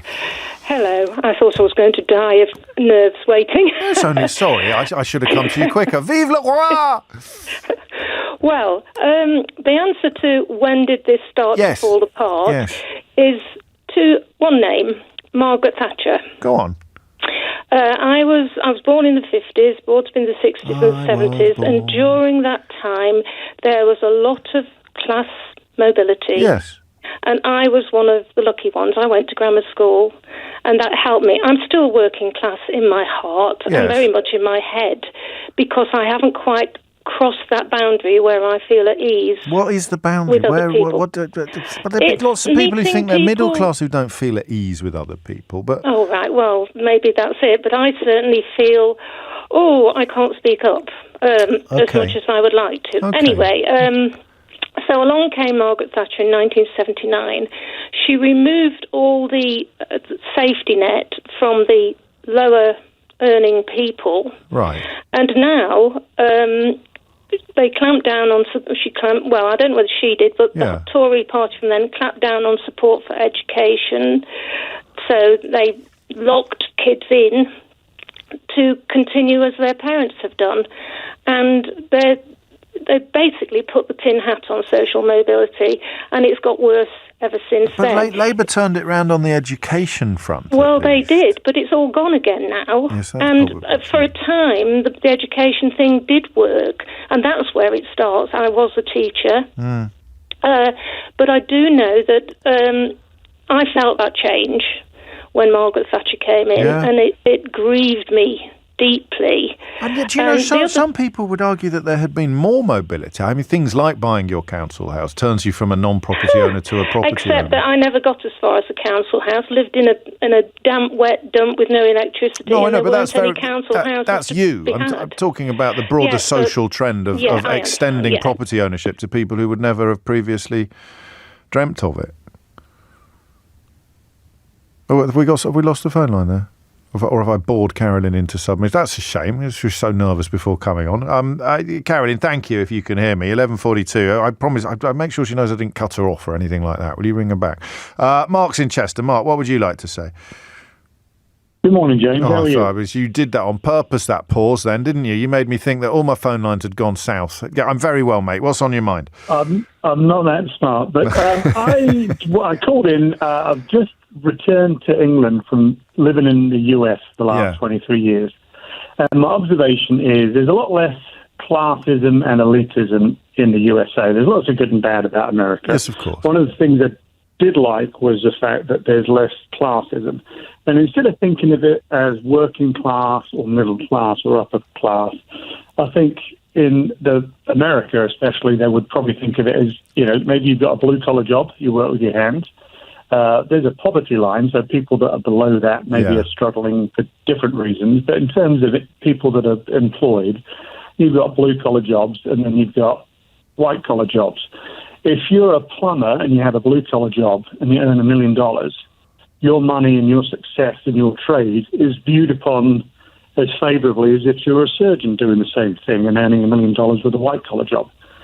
Likewise, you could be very smart and you could be in academia or something, and you could have maybe a white-collar job, and you might be struggling to pay the bills from week to week and paying the rent and putting food in the fridge.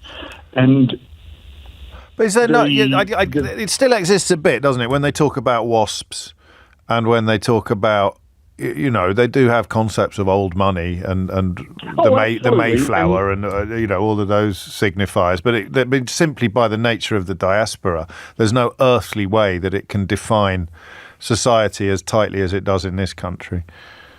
Yeah, and I think, the old money and maybe some of the older cities, like if I'd have spent time in Boston, exactly, that's an example I was going to give.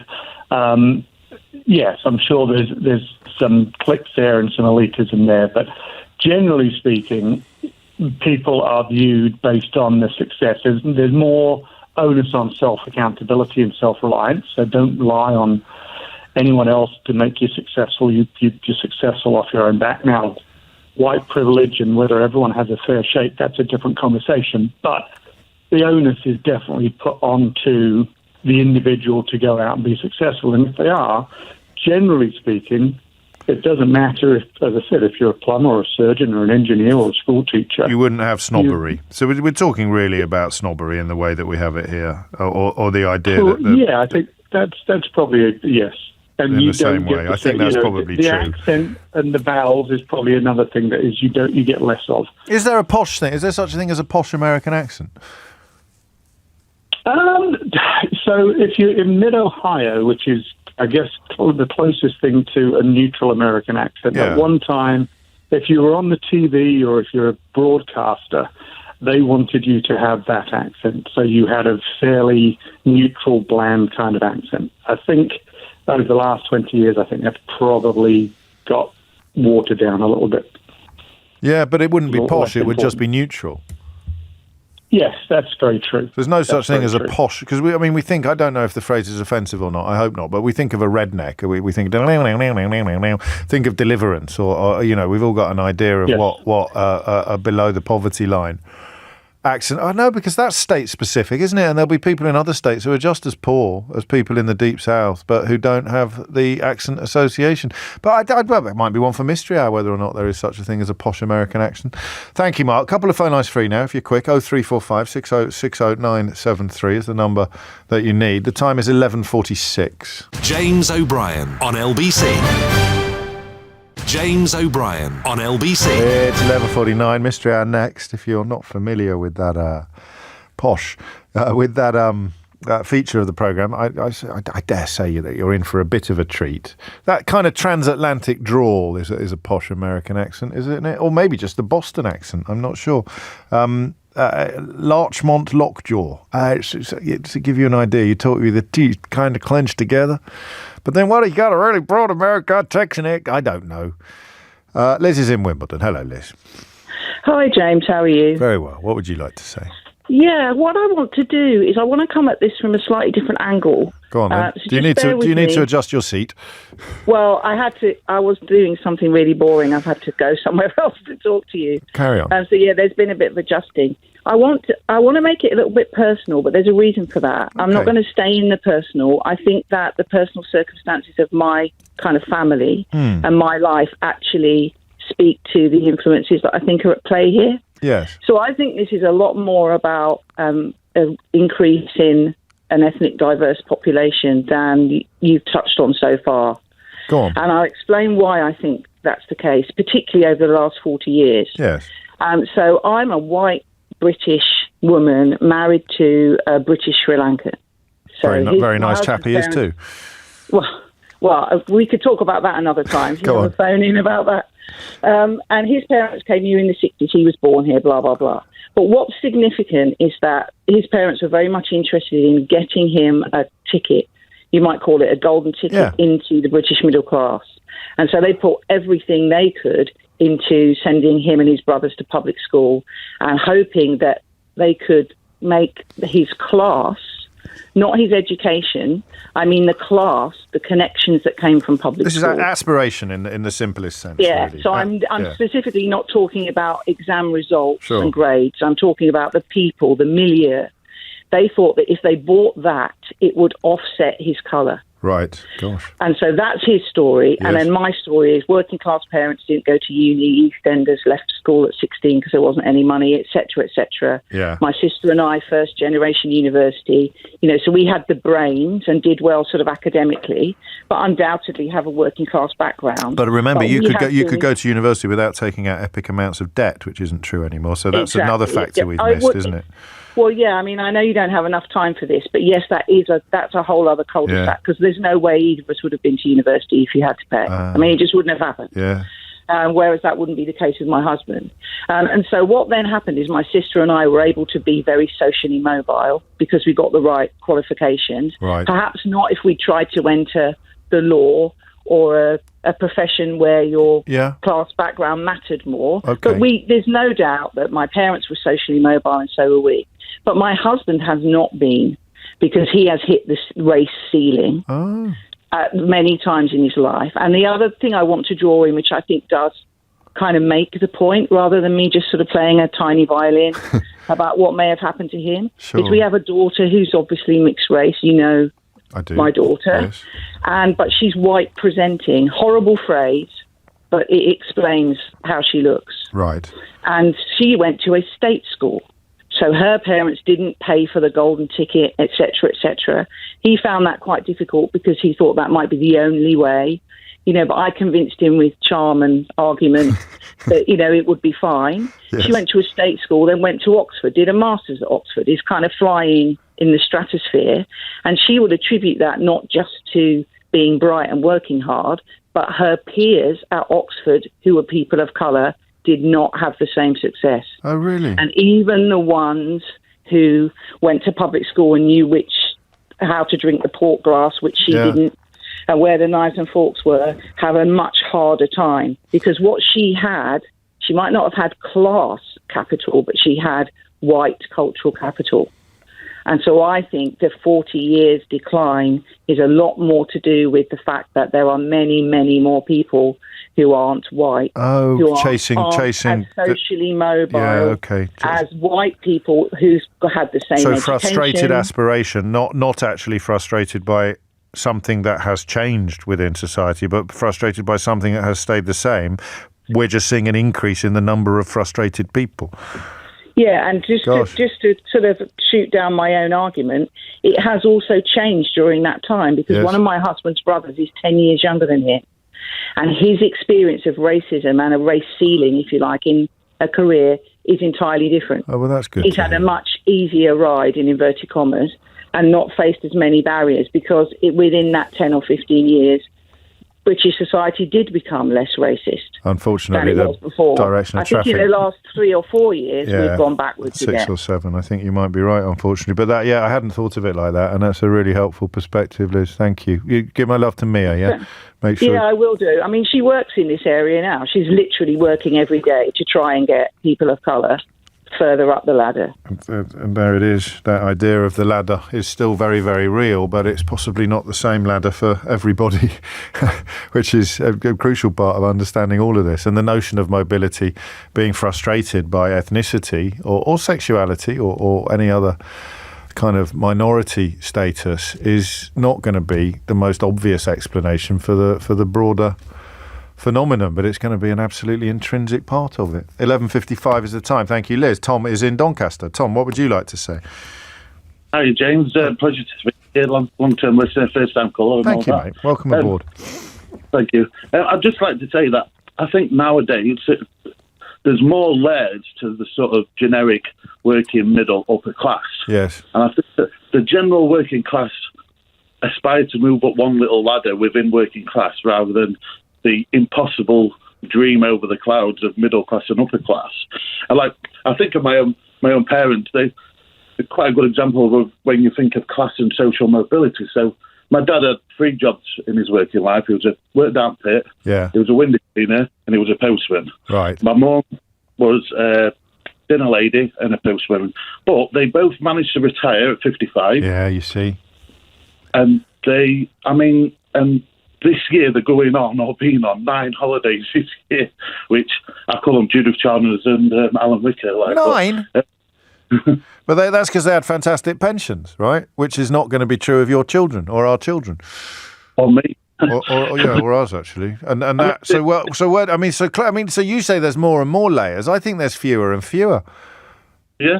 I think there's either people that you're bringing retirement into it now, which is slightly complicating factors. But you can either live comfortably with no work or you can't. Well, yeah. They obviously got to a point where they wanted to maintain their sort of the standard of living, so they worked to that point, and then they knew they were over the line. They knew they were golden. What class would they say? What class would they describe themselves as? Because by some of the signifiers you've described, they're working class all the way. I mean, they're obviously.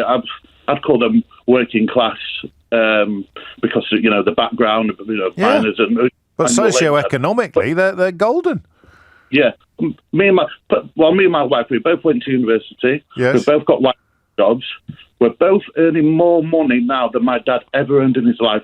annually. But we've them to retire at 55. Yeah. And they're going on 9 holidays a year when they're at, 64. Yeah, so who is who? Who is it? You're the middle class one, you're the working class one, but they're sort of waving to you from their latest cruise ship while you're putting in another shift at the metaphorical coalface as opposed to the actual coalface, which is where your dad worked back in the day. Tom, perfect, I think. Really perfect illustration of what I was trying to pin down. I'll squeeze in one more. I've only got a minute, Terry, so you'll have to make it snappy and Nuneaton. What would you like to say? Okay, I'll make it quite quick. Sometimes what I believe is that it's where you're born, the time period you're born, the social events which is happening within that region that allows you social mobility. I'll give a quick example. I went to university. Dropped out because I was trying to do microelectronics. They were teaching me electrical stuff. Right. Then I went for an interview for a prestigious company. Then when I got into the interview, I thought there's no way I'm going to get this because of my background. Right. Turns out that the guy that's interviewing me had a social connection with me based on where he was brought up. I got the job. Yeah, and that I mean, the point there, Terry, whether you intend it or not, and I think you probably do, is that if you go to a school like mine, then the likelihood of ending up in a room with someone interviewing you with whom you have a social connection is absolutely huge. And that's one thing we've missed entirely from this conversation. I'll tell you how you divide British society. I literally, and this brings in every single factor of the conversation that we've had, except perhaps Liz's, actually, although that would also apply. It's the reason why her parents-in-law sent her husband to the school they did. There are two types of people in the United Kingdom. There are people, when they meet somebody new, who ask what school they went to. And there are people who don't.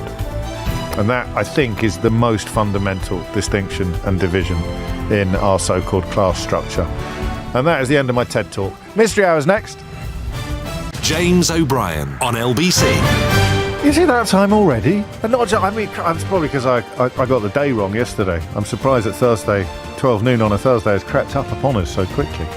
A lot of love coming in for Liz, actually. I should pass that on, the final caller there, which was a particularly pertinent contribution to the conversation. But that line about asking people what school they went to, which I somewhat uncomfortably was my own, is probably the key distinguisher between what we would loosely refer to as classes.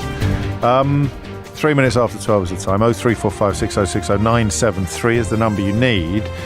And we are diving headfirst into Mystery Hour.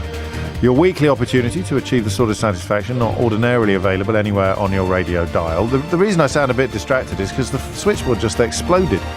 Some weeks it does and some weeks it doesn't, and it doesn't seem to have anything to do with what I say or do, which is a little bit discombobulating, to be honest with you. I would remind you that there is a thingamajig, a wonderful prize of a Mystery Hour board game. It's a really, really good board game, actually. I think I made a mistake of being so gobsmacked by the fact that a board game had sprung organically from this sort of slightly odd radio feature that for a while some people thought I was joking. They thought Keith was a figment of my imagination, and I'm not yet prepared to confirm or deny whether that is true or false. But the board game is 100% real. Go and have a look at it at mysteryhour.co.uk.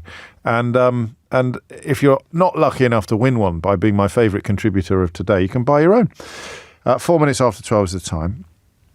We will, I think, just crack on. Have I forgotten everything? Terms and conditions. Terms and conditions are at lbc.co.uk. So that's two websites I should always mention at the outset of Mystery Hour. lbc.co.uk for the terms and conditions regarding the competition to win a copy of the board game, and mysteryhour.co.uk to get your own copy of it as well. And you're not allowed to Google anything, but I haven't mentioned that for months. It seems to have sort of become self-policing, I think. Anyway, we shall see. Alice is in Northwich. Alice, question or answer? Question, please, James. Carry on, Alice. How does a self-sourcing pudding work? Ah, that's a good question. Thank you. So I think I know, but I mean, so you mean the batter, a homogeneous batter goes into the oven and it comes out with a sponge top and a soggy bottom and a liquid bottom?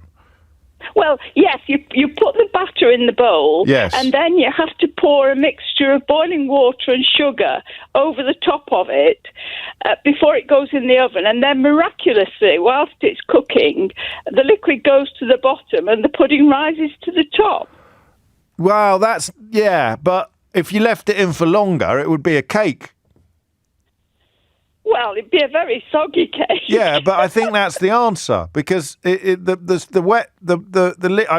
very, very partial to a self-sourcing pudding, although I've never called it that before. It's the same stuff, or is it? Or no, because it could be. Is it creating a sponge that rises through and leaves behind a liquidy residue? That's the clever thing. So I know it's chemistry, but I can't quite work out how it is that the pudding manages to set and rise through the liquid instead of just. Yeah, but that's not. I'm not sure it is. I'm not sure. Going soggy. Yeah, I'm not sure that is what's happening. I think that the crust is forming on the top like a pie, and that the liquid underneath is actually still the same stuff that the crust is made of. It's just uncooked. But the sauce is not just boiling water and sugar. No. The sauce also has the flavour. So if you make a chocolatey one, yes, you get a lovely chocolatey sauce. Yes, but you've got a lovely chocolatey sponge as well. Well, you do have that, yes. But I mean, so it's the same. Now I want to use the word sauce, but it's different meaning. SOURCE. The source of the sauce is the same sauce as the sponge, Alice. Now you're just getting ridiculous. We got Dick Emery's son rang in the other day. We need him to come back on and go, saucy. And we'd be exactly where. But it is the same sauce, isn't it? The sauce and the sponge have the same sauce. Yes, but you have to get the proportions absolutely correct, or else it wouldn't work. Yes. And that's what recipes are for. Well, of course, we've got a recipe, but that doesn't explain the chemistry of it. No, it doesn't. We need a chef. You might have a chef listening. There's always chefs listening, but they'll be on service now. It's 8 minutes after 12, so I'm sure one of them will take a moment out. Right, you're on, Alice. I shall try and get you. How do self-sourcing puddings self-source? Thank you very much. Thank you very much. 8 minutes after 12 is the time. Chris is in Exeter. Chris, question or answer? Question, please. Carry on. So, when you have a drink, any liquid, yes.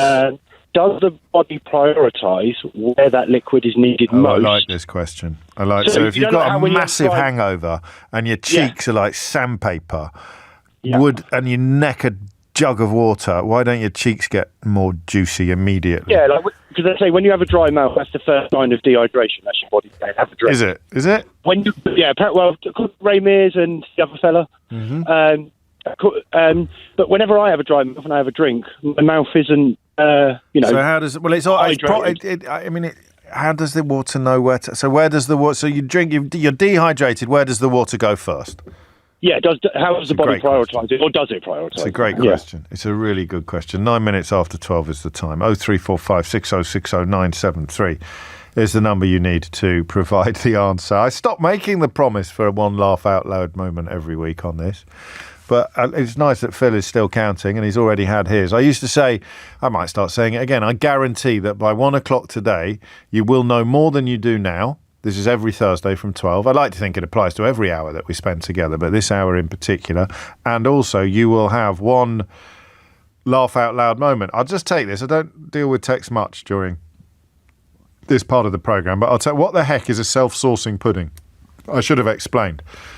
So you've got a bowl, and you put your batter in a bowl, like one homogeneous bowl full of batter, and then you put it in the oven, and when you take it out, you've got a sponge pudding top and a wet sauce bottom. So a self-sourcing pudding. So it's not like you put your sauce in and you put your pastry on top or your sponge on top. It's just one thing. It's one, what's the word I'm looking for? It's one thing. It's not one ingredient. It's one thing. It's one substance that you make. You mix together flour, eggs, cocoa, flour, sugar, lots of sugar, and you stick it in the oven thinking that it will come out like a cake or a mousse, but actually it's cake on top, liquid underneath. Business at the front, party at the back. It's the mullet of puddings, isn't it, really? Matt's in Chesterfield. Matt, question or answer? Question, please, James. Carry on. I want to know why we find beauty in inanimate objects. What's the point? What's the evolutionary benefit to find a waterfall beautiful, for example? What a lovely or a sports question. car. What a beautiful question. Thank you. I'm just trying to think what it might be. I mean, we find people attractive, don't we? I know they're not inanimate, but could it be a similar sort of beauty? See, you can't procreate with a stately home or a sunset. What's the point? Don't tell Jacob Rees-Mogg that. He the stately home bit. He's still trying to procreate with a penny farthing every Friday night.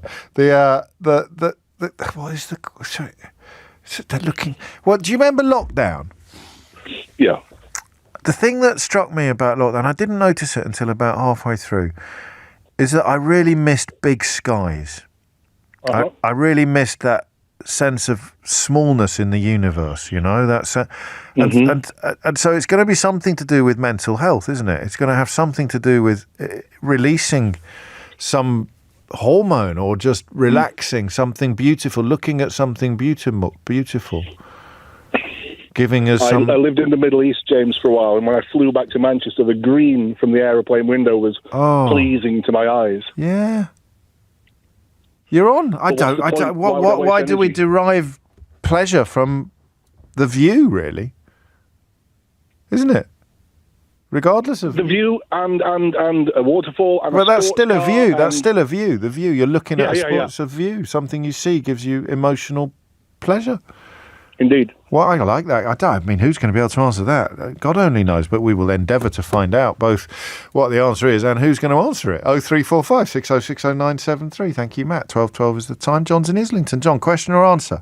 There's a question for you, James. Carry on, John. Large vehicles, lorries. Whoa.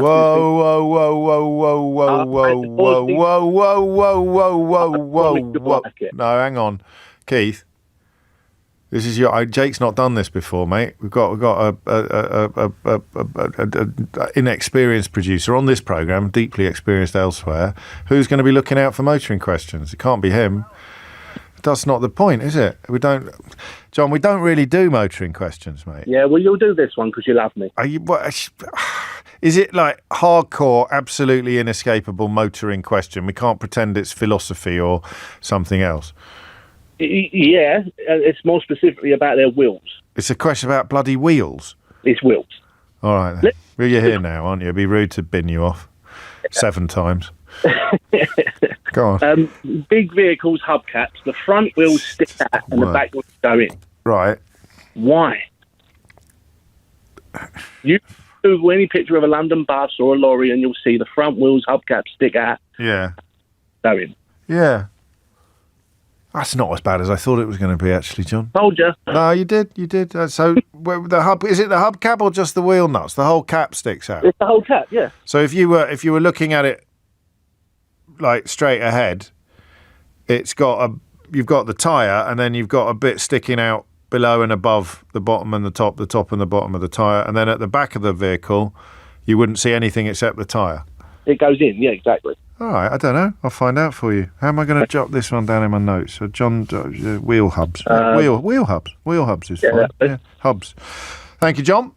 Don't take that as any form of softening on my rule that we never have motoring questions. Yeah, Keith points out we have actually done them. What was the motoring topic we did the other day? We did ULEZ. Yeah, but why people love their cars isn't a motoring topic, Keith. It's philosophy and psychology, isn't it? It's a sort of human nature. It's a question about why we do the things we do. It's not a question about parking tickets or motorway lanes. It's 12:15. James O'Brien on LBC. James O'Brien on LBC. 12:17 is the time. I don't normally interrupt Mystery Hour for politics, but someone called Andrew Bowie, who has got a tick, so he must be an actual MP up in Aberdeenshire and Kincardine, has tweeted this morning, "We'll never impose unnecessary and heavy-handed measures on the British people." And then he's got a lovely red cross, like a big X, and it says, "No taxes on eating meat." And then another X, "No new taxes to discourage flying. No diktats about sorting your rubbish into 7 different bins or car sharing.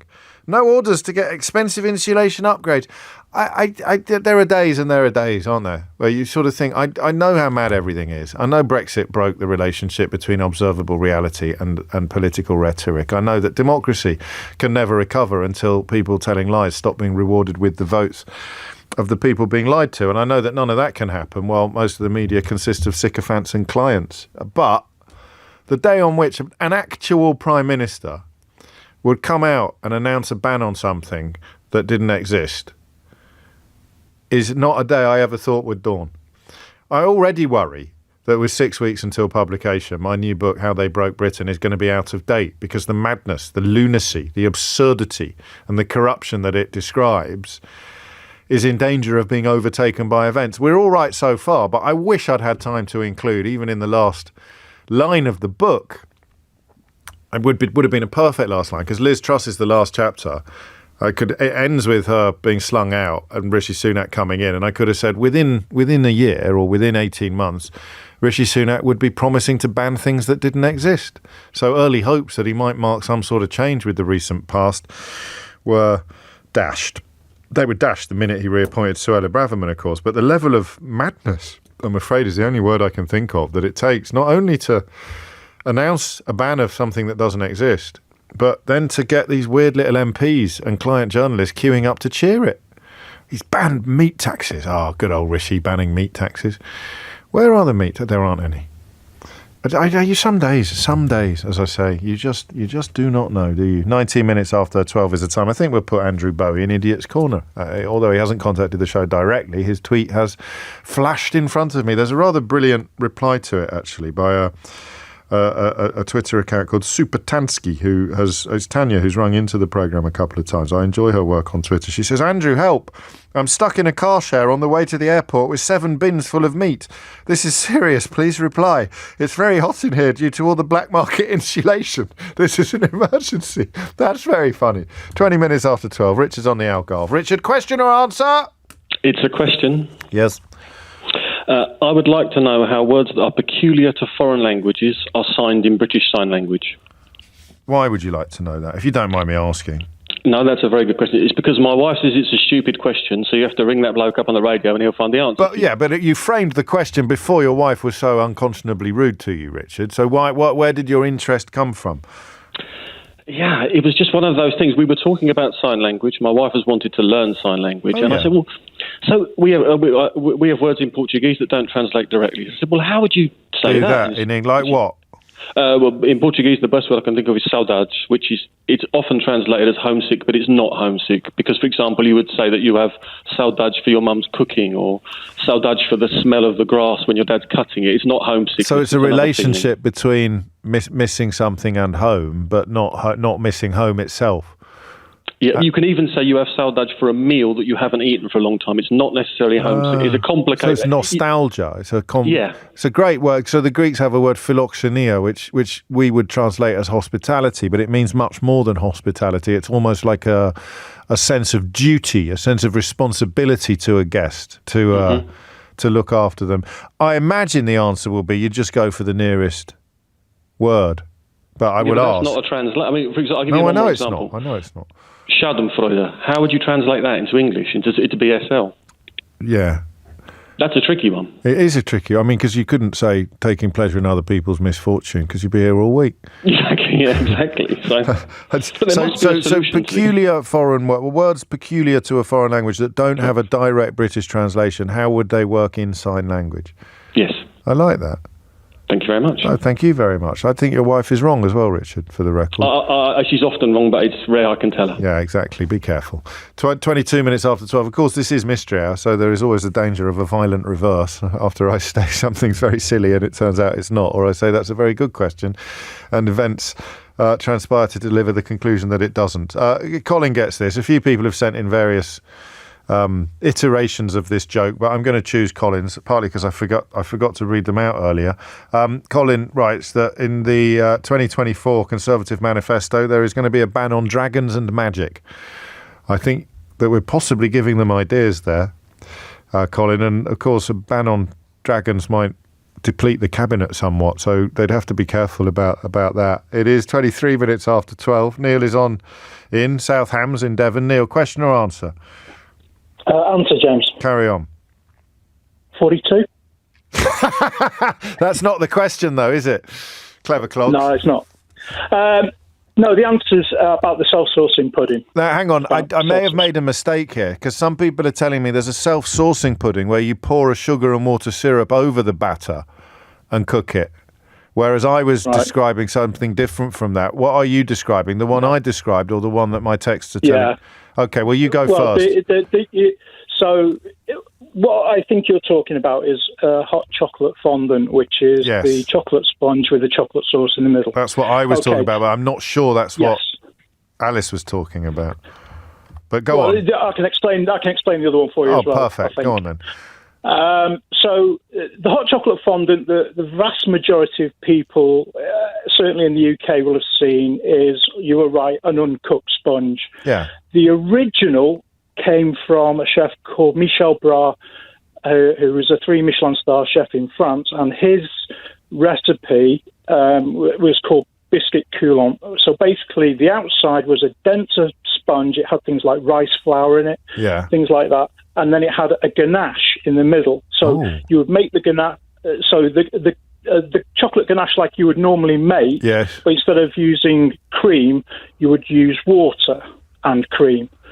So when you then chilled it, so you had to chill it sort of almost above freezing so it didn't go grainy, you then put that into the ring, which was lined with parchment paper. You put the batter in to make for the sponge on the outside, and then you cut the ganache and you put that in the middle and you baked it. So it was two separate entities. It was two. So that's not a self-sourcing pudding. That's the opposite of a self-sourcing. Well, it is. Yeah. No, because when you cut into it, it had a proper chocolate sauce inside it. But it's not self-sourcing. Whereas, well, yeah, it is, because when you present it, it comes out and it looks like the chocolate fondant that most people in this country would see, which would look like a sponge. I don't want to get stuck on this. But I think we understood a self-sourcing pudding. Oh, okay. I think I understand what you mean, but that's definitely not what Alice meant. She's talking about where, like a creme caramel. No, she's not. She's talking about like, I mean, you're the expert, but you make a batter. Yeah. And when you take it out, you only stick a bowl of one thing in the oven, but when it comes out, there's a sauce underneath and a sponge on top. So basically, what happens? The batter then separates. So it's uncooked. So it's uncooked batter at the bottom. Sort of, because what happens is when you obviously heat the batter up, the batter becomes less viscose, and then the sauce elements drop to the bottom. So as you continue to cook it, the sponge obviously then sits on top of the sauce elements. When you turn the bowl out, the sauce. So there's stuff in the ingredients. So they do separate the stuff. So if you did a chemical analysis of the sponge and the sauce, they wouldn't be identical. No. Okay. No, they would still contain same elements. Of course. But the heavier ones would obviously then drop to the bottom. And there wouldn't be any baking powder or flour in the sauce, would there? Or nowhere near as much, because that's cooked now. No, because that. So the baking powder this is really interesting. Butter. So you're talking butter, sugar, eggs, flour, and then carbonated soda and baking powder, or a combination of both, and then your flavour, whether it's chocolate or lemon or whatever it is. Yeah. Yes. Caramel. Yes. Yeah. Got it. Now, what the other one is where you make a batter and you put a sort of syrup on the top of it before you put it in the oven. Have you heard it? It would be the same principle, actually, wouldn't it? Actually. It would just, all it would happen would be, so if you're putting it on the top, and then in the bowl, when you turn the bowl out, the sauce is then at the bottom of the bowl. So when you turn it out, it then sauces over the top, like the creme caramel we talked about earlier, where, the caramel. Because if you make a creme caramel, this would be a similar sort of thing. When you actually make the creme caramel, you pour hot caramel into the ramekin. Yes. And it's hard. It's rock hard. That's right. So then when you cook it and you turn it out, it then has the caramel sauce, but you've not effectively done anything to it other than cook it in a bain-marie in the oven. So, it's the same principle. So all you're doing is you are cooking it in the oven. It's the sauce elements. Yeah, except that the sauce hasn't gone through the custard, has it? No, because in the way that it has on a self-saucing pudding. Yeah, so in the creme caramel, the caramel's on the bottom, yeah, and then you pour your custard mix on the top, bake it in the bain-marie. Yeah. The caramel so it then taints what is the bottom. Yes. When the custard's set. I don't know that this is helpful to the self-saucing question bit. It's great to know. I don't think it's the same at all. Well, your self-saucing pudding... Because the caramel would have to pass all the way through the self-saucing pudding. I mean, the mystery is, how come it's so dry at the top and wet at the bottom? And the answer is, well, it rose up, dried out, and the wet bit stayed at the bottom. Yeah. Yeah. There you go. And even if you pour a syrup over the top of it after you've put it in the oven, the same thing is happening. It's rising up, and the syrup is falling through the sponge, through the developing sponge. When it heats. Through the developing sponge. So as you, if you ever do this with your kids, like cook, I don't know, cupcakes or whatever, put a frozen cherry on top of the cupcake mix, and then put it in the oven, and you will see the frozen cherry drop, because when you heat up, before the sponge mix solidifies and aerates, it goes liquid. It can get the chance to fall through it. With your syrup. Even though it sits on the top at the start, by the time it is cooking, it will it changes physically and it falls through. Qualifications. 27 years as a Michelin-starred... 27 years in Michelin-starred kitchens, and now an award-winning web designer. That'll do nice. Well, that's an interesting career change, but it's earned you a round of applause, Neil. Well played, mate. Thank you very much. Thank you very much. Talk all day about pudding. I mean, creme caramel is a really nice thing to make, but my goodness me, the egg yolks and cream and sugar, that is like... that is some serious... cooking when you're making that, some serious cholesterol. My dad used to call it you have a fry-up sometimes, he'd call it a heart attack on a plate. And when you make creme caramel, or even the late Gary Rhodes had some amazing recipes. He made a bread and butter pudding. He had a recipe for a bread and butter pudding where the custard was basically creme caramel custard. I don't know whether that's normal or not. It's the only one I've ever made. But my goodness me, it made your teeth itch. Amelia Cox is here now with your headlines. James O'Brien on LBC. James O'Brien on LBC. I think we might have. Alice in Northwich is pleased. She's texted me. She's happy with the answer. I think we've opened a box of frogs there. I really do. Box of frogs? I think we've opened a Pandora's box of frogs. I don't know on the self-saucing pudding. Neil definitely deserved his round of applause, but judging by my inbox, there are many other directions in which we could have gone. Questions still in need of answers include, when you're dehydrated and you glug some water, where does it go first? Which part of you gets rehydrated first? Don't say your mouth, obviously, but as in the rehydration process, once you've swallowed it. Don't say your tummy. You know what I mean, all right? So, okay. Why do we derive pleasure from looking at beautiful things? Oh, that reminds me, you can enjoy the show on YouTube now. I don't know whether you were aware of this, but you can see the whole show on YouTube with sort of interruptions and I think even advertisement breaks removed. So that is something you could watch later while pondering the question of why you derive such enormous internal pleasure, such emotional joy from just literally watching beautiful things. Try it with the sound off. Try it with the sound off, see what happens. That would be my in fact, now that I'm talking about it, for anyone who is watching on YouTube, I'm now looking for the first time this week down the barrel of the camera. I hope that wasn't too frightening for you. Wheel hubs. John's question in Islington. Motoring. Already getting quite a lot of criticism for it not being a very good question, but, you know, John is a stalwart of the show. Why do the wheel hubs on the front wheels of big vehicles poke out while on the back wheels they poke in? And so, this was a good question from Portugal. In British Sign Language, how do you sign a word that is unique and peculiar to a foreign language, i.e. a word that doesn't translate? Like saudade in Portuguese or philoxenia in Greek. Kevin's in Gillingham. Kevin, question or answer? It's a question. Carry on. Why can't I get a hangover? Are you serious? Yep. How hard have you tried? Yeah, I'm 48 years old. So, yeah, seriously tried. And so after a proper skinful, you wake up the next morning and you're not feeling anything? No, nothing at all. I've always been curious why, and my friends hate me. I bet they do. I do too, and we've only just met. That's incredible. I mean, do you sleep the same? Yeah, sleep exactly the same, and then I get up for work. I do early morning shifts. I work in a casino, so I have to be there. Do you always drink? Do you drink a lot of water when you're drinking alcohol? Do you have any little tactics when you're on the lam? No, I drink a lot of coffee. While drinking alcohol, or the rest of the time? I'll do a couple of espressos while I'm out. Okay. And that's it. And this has been true since you were a teenager? Yeah. I mean, I almost feel that you might be of interest to medical science, Kevin. I'm just imagining whether I'm slightly frightened of what my life might have been like if I didn't suffer from hangovers. Well, that's remarkable.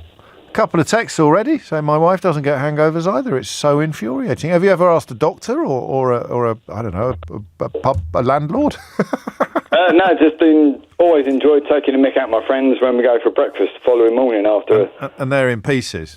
Yeah. They're giving it the whole never again, don't ever let me ever, and you're just sitting there, I bet you get 100% never again, and then I'll basically drive home and, go to work. Keith thinks you might always be drunk. You could be existing in a state of permanent drunkenness, but clearly not. No, 2 more texts coming in. All right, you're on. So why does Kevin and indeed Renata and our anonymous texters' wife and others, why do they never get hangovers? Good grief. I don't. Well, it's fascinating. 0345 6060 973 is the number that you need. Tony's in Norwich. Tony, question or answer? Answer. Carry on, Tony. It's a question about the where water goes in your body. Yes. It's osmoregulation. Nearly. What does that mean? Basically, I think the chap that... It's not a great phone line. I think it's just gone. Also, Tony sounded a bit distracted, I felt. I don't know whether that's fair or not, but we can add the word osmo. Do we still have for that other word that sounds a bit... Do we still have that? All right, keep on your toes, mate, because I think it might be popping up today. We shall see. Tim's in Hackney. Tim, question or answer? Hi, James. So, answer to the deriving beauty from nature. You mean just getting a real joy out of just looking at beautiful things? Yeah. Oh, hang on. That reminds me. You can watch the show on YouTube now. If you just do a little search, you can find that we've been up now for a couple of weeks, so there's probably about 20 hours, well, more. Anyway, sorry, Tim. I don't know why those two things just keep appearing together in my mind. What would you like to say?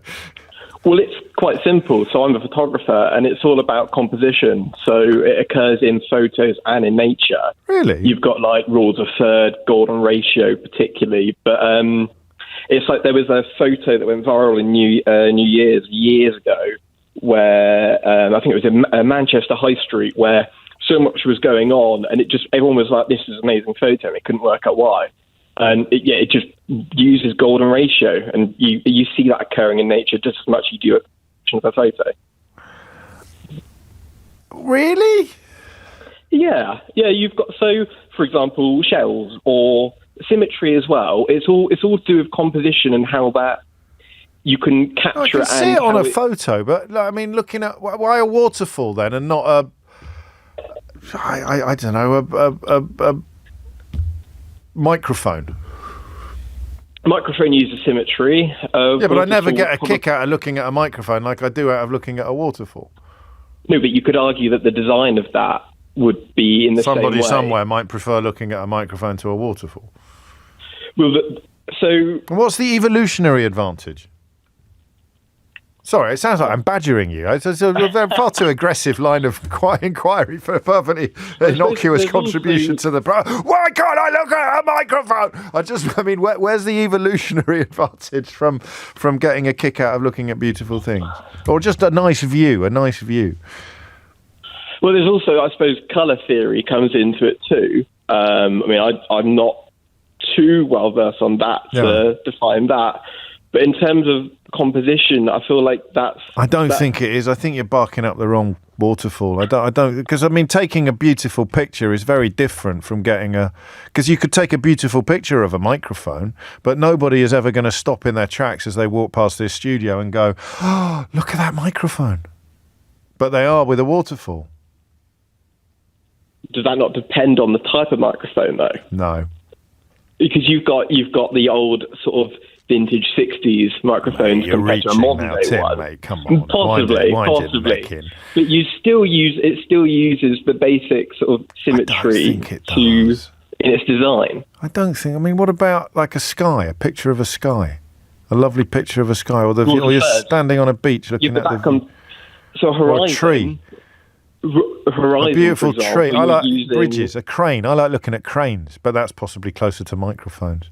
Crane. If you've got a crane, you've got the actual arm up. Again, that would still use the golden ratio. But stop saying golden ratio. Where is the evolutionary advantage in getting a kick out of looking at things? That was the real question. Yeah. But it still occurs in nature for it to still. I don't know. But why? Why have we evolved to enjoy views? Is the question. Not necessarily why do we like views, but why have we evolved to enjoy views? Are they not the same answer though? I don't think so, but I'm not 100% confident. So I'm going to give you half a round of applause. All right. Cheers. What happened then? We just ran away with you, didn't it? Unbelievable. Tim, you got more than you deserve there, but I won't demand that you return it. Luke is in Cardiff. Luke, question or answer? It's an answer. Carry on. Lovely. So I'll take us off where the last guy left off with osmoregulation. Osmoregulation. Careful, Keith. Carry on. There we go. So where your body senses a drop in water, so most of your water is held inside your cells. Yeah. As they use up water, they draw water from outside the cells, which is just in tissues. Yeah. And then your body senses a drop in blood pressure. So as you sense a drop in blood pressure, your body will stimulate certain hormones, which will drive thirst and so on, and stimulate your kidneys to retain more water. And you want to drink them because you're getting thirsty. And your body doesn't really prioritize water anywhere but in your blood and in your tissues. So as you drink, it's absorbed through your large intestine and then later in your smaller intestine, fills up your blood, it's distributed around your body. And are there different forms of dehydration then? If you've had a skimful the night before or if you've just run a marathon, then you'll have dehydration in different parts of your body, perhaps? Not necessarily.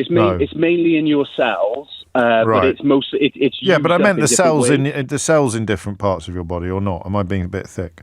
No, it might be that it might be used up in, say, your muscles sooner. So if you just run a marathon, it might be taken out of your muscles, but gradually your body will distribute water from other places and evenly distribute it around your body.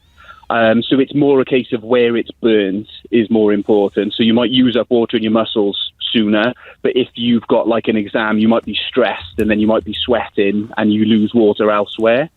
But this also feeds into the other question, which was about the gentleman who doesn't get hangovers. Yeah. Well, you're not allowed to do that, sadly. Okay. I wish you were now, because I bet we don't find anyone who can, and I'm going to regret it for the rest of my life. Is there anything I can do with Kevin that would allow me to adopt some of his superpower? No, what a ridiculous question. What am I going to do? Lick his face or something and come away with his magic hangover-proof physiognomy? The only option you've got is to drink a lot more alcohol, and gradually your liver will build up more enzymes to break down alcohol quicker. So he's got a really good liver then? So he's got really good stores. But he was born with that, I think. He didn't sound like a massive drinker. Can you be born with it? Yeah, you could be born with a bigger liver. Some people are just lucky they're born with a bigger liver, or they've got bigger stores of certain enzymes that break down. Really? Oh no, you can. Yeah. I'm letting you carry on with this. It's too good to miss. So you and will he pass that on? Is that going to be hereditary? Potentially. Should have asked him about his parents, shouldn't I? Yeah, I know. I need like a genetic biome for him to figure this out. But, so do I. Yeah, generally you just need a bigger liver. Into my veins.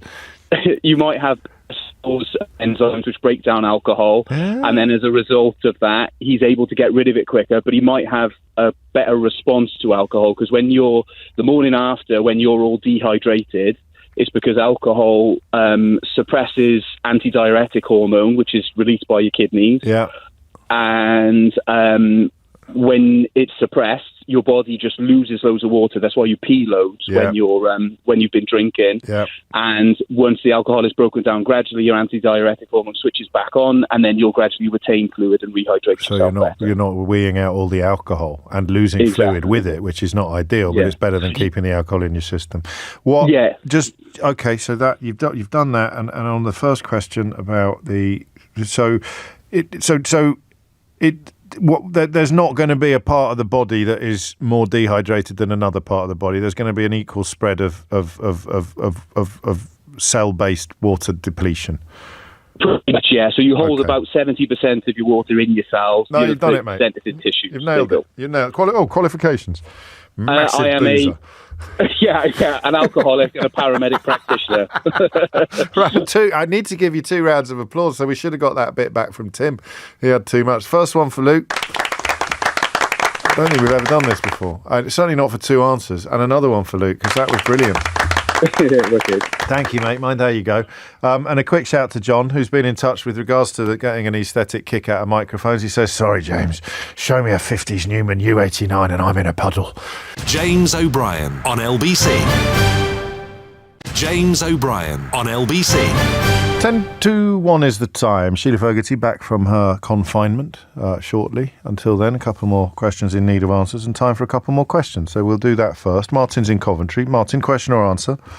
It's a question. When it rains, why do wood pigeons sit out on rooftops, get wet? They sit still, and all of the birds disappear. Are you sure about how much research have you done into this? Quite a lot of research out of my kitchen window, looking at the flats opposite. They sit on the rooftops, on the aerials. How do you know they're wood pigeons? Would they be wood pigeons or pigeons? Yeah. No, not scroty feral pigeons. They're proper wood pigeons. Like proper wood pigeons. Them ones, yeah. Those pigeons. Yeah. And they stay outdoors, and all the other birds take shelter. They seem to sit still on aerials, chimneys, rooftops. I say, the gutters over the road from me, and they just sit there in the rain. I think they go when it gets torrential rain, but if it's drizzle, light rain, they just sit there when everything else just disappears. You see everything else scoot off and disappear into the trees, and they just sit there. Well, I never. That's it. That's it. You're on the list. I hope we get an answer. Well, wood pigeons. I wonder, do they get hangovers? Do they get hangovers? That's the big mystery of the day. I'm getting bombarded now. My dad and brother never get hangovers. That's got to hurt. That's got to hurt, hasn't it? I mean, not only because you might end up questioning your paternity. 12:52 is the time. Paul's in Gatwick. Paul, question or answer? I've got an answer for you, James. Let's go. HCV one. Oh, yeah. Right. The reason they appear different, on the front, you have the steer axle that just has a single wheel. All the other wheels, they're doubled up. Right. So to get 2 wheels on the same axle, one wheel goes on the right way first way, and then the second wheel, the one you look at, is turned 180 degrees, almost face-to-face, goes on backwards. Hence why the wheel nuts appear deeper inside, and it looks different. So it's so they're the same 2 wheels to go on the same wheel. The same. Yeah, they're all the same wheels all around the vehicle. The front ones are the steer ones, and they're bolted on. The hub, as you see, the face of the wheel, slightly offset. It allows all the gubbins underneath the brake calipers and what have you to fit inside the wheel. Imagine taking that wheel off and then reversing it. And putting it back on again. So if you've got 2 wheels at the back, the inner wheel is the same, is sighted the same. Goes on the same way as the front the second wheel. The one you can see goes on backwards. So they're bump to bump. They're bump to bump then, as it were. That's it. You've got it. Qualifications? HCV driver. 2 for 2. Round of applause for Paul. Lovely work, mate. That's not a bad question then in the end, was it, Paul? Given that we don't really I know you don't like motoring I don't. questions, but I was driving and... I don't mind motoring answers, Paul. So I don't want you to feel judged. It's the motoring questions I don't like. So John, frankly, was chancing his arm a bit there, but I won't lie, I'm glad he did. That was actually quite interesting. Thank you very much, Paul. Drive carefully, please. 12:54 is the time. Sean's in Ulster. Hi there, James. Hi, Sean. Question or answer? Ulster. Right, first time. Carry on. An answer, please. And can I say, an absolute honour to speak to you. Let's not get carried away. It's an absolute honour to speak to you too. What have we got? Thank you. It's an answer, James, about the BSL question, which I thought was a cracker. Yes. It doesn't make any difference if the signer is signing a word in a foreign language or in English, because BSL is in itself its own language. It is a foreign language, effectively. Right. And BSL doesn't work on the premise of translating word for word. Yes. It's all about the meaning. So there will either be a way of conveying what is conveyed by words like saudade and philoxenia in British Sign Language, or there won't.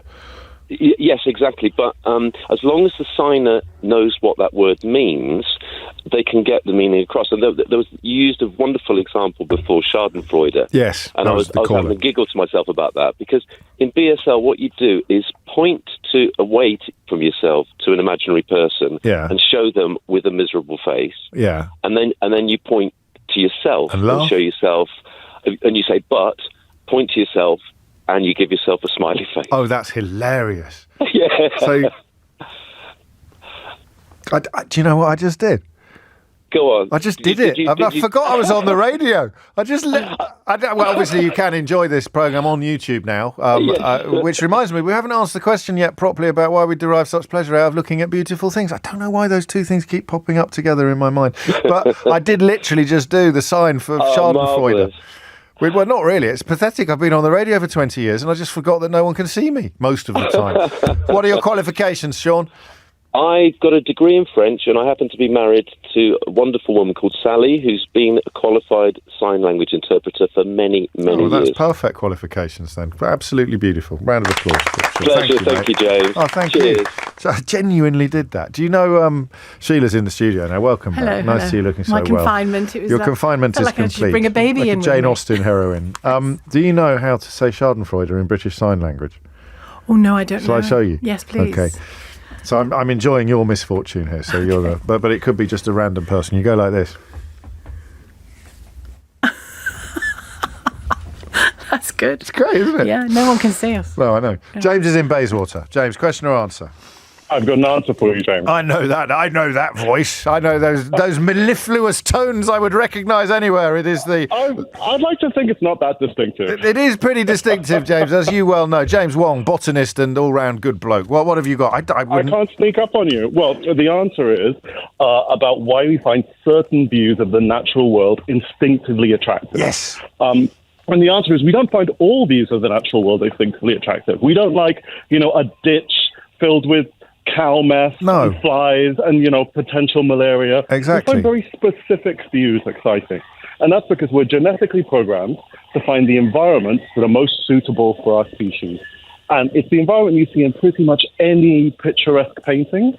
The theory is called prospect and refuge. Wow. So there's always prospect, so there's always an open space, usually an open plain where we could find prey. Yeah. Or if it isn't animal food we'd be looking after, it'd be plant food. So universally we find flowers attractive. And the reason why we get excited about flowers is because they're the location of future fruit. So if you find flowers incredibly beautiful, you're likely, when you're wandering around on the plain, to remember where that was and go back to that location. So that's prospect. And then there's also refuge. So there's always a little protected bit. So you're hiding away from predators. There's always, in the part of the prospects, there's always fresh water because our species needs that. You mentioned waterfalls. Fresh running water is always preferable to stagnant water. Oh, of course. Gosh. It's the basis of every painting you've ever seen of a natural landscape, every garden design. It's hardwired into our DNA. Oh, man, that's one of my favourite answers of all time. That is a thing of beauty. Remind us of your qualifications, please, James. So I am an ethnobotanist, and what we do is we are anthropologists that study how people use plants. I mean, we've had a pretty special mystery out today, so we may as well go all in. I think, James, you get one of these. I'm Ray Liotta, and you're listening to James goodness. O'Brien on LBC. If you I'm framing it, and I'm sending it to my mum. Thank you, James. Oh, dear. And if you enjoy James's work and his intelligence, really, and his knowledge as much as I do, then you must download and listen to the Full Disclosure episode that we did with him, I think last year, certainly a while ago, but it's all there in the archive. And that is it for another day. James got Ray Liotta, so we'll cross him off the list of contenders for the Mystery Hour board game. I think I think it's got to go to Luke, hasn't it? Who went double. I was tempted to give it to Alice. I don't know whether I've given Alice one before, but anyway, it goes to Luke for the double answer on hangovers and hydration. If you missed any of today's show, you can listen back. We didn't. Yes, we did as well, and that's well. We didn't. He didn't really explain why looking at people would be beautiful. But anyway, you can listen back on Catch Up on Global Player, where you can find all of LBC's shows to catch up on. That's just basic reproduction, isn't it? As well as the world's biggest podcasts. Rewind Live Radio on Global Player. Download for free from your app store or head to globalplayer.com. 4 o'clock, Tom Sawbrick. Sheila Fogarty back with you now. James O'Brien on LBC.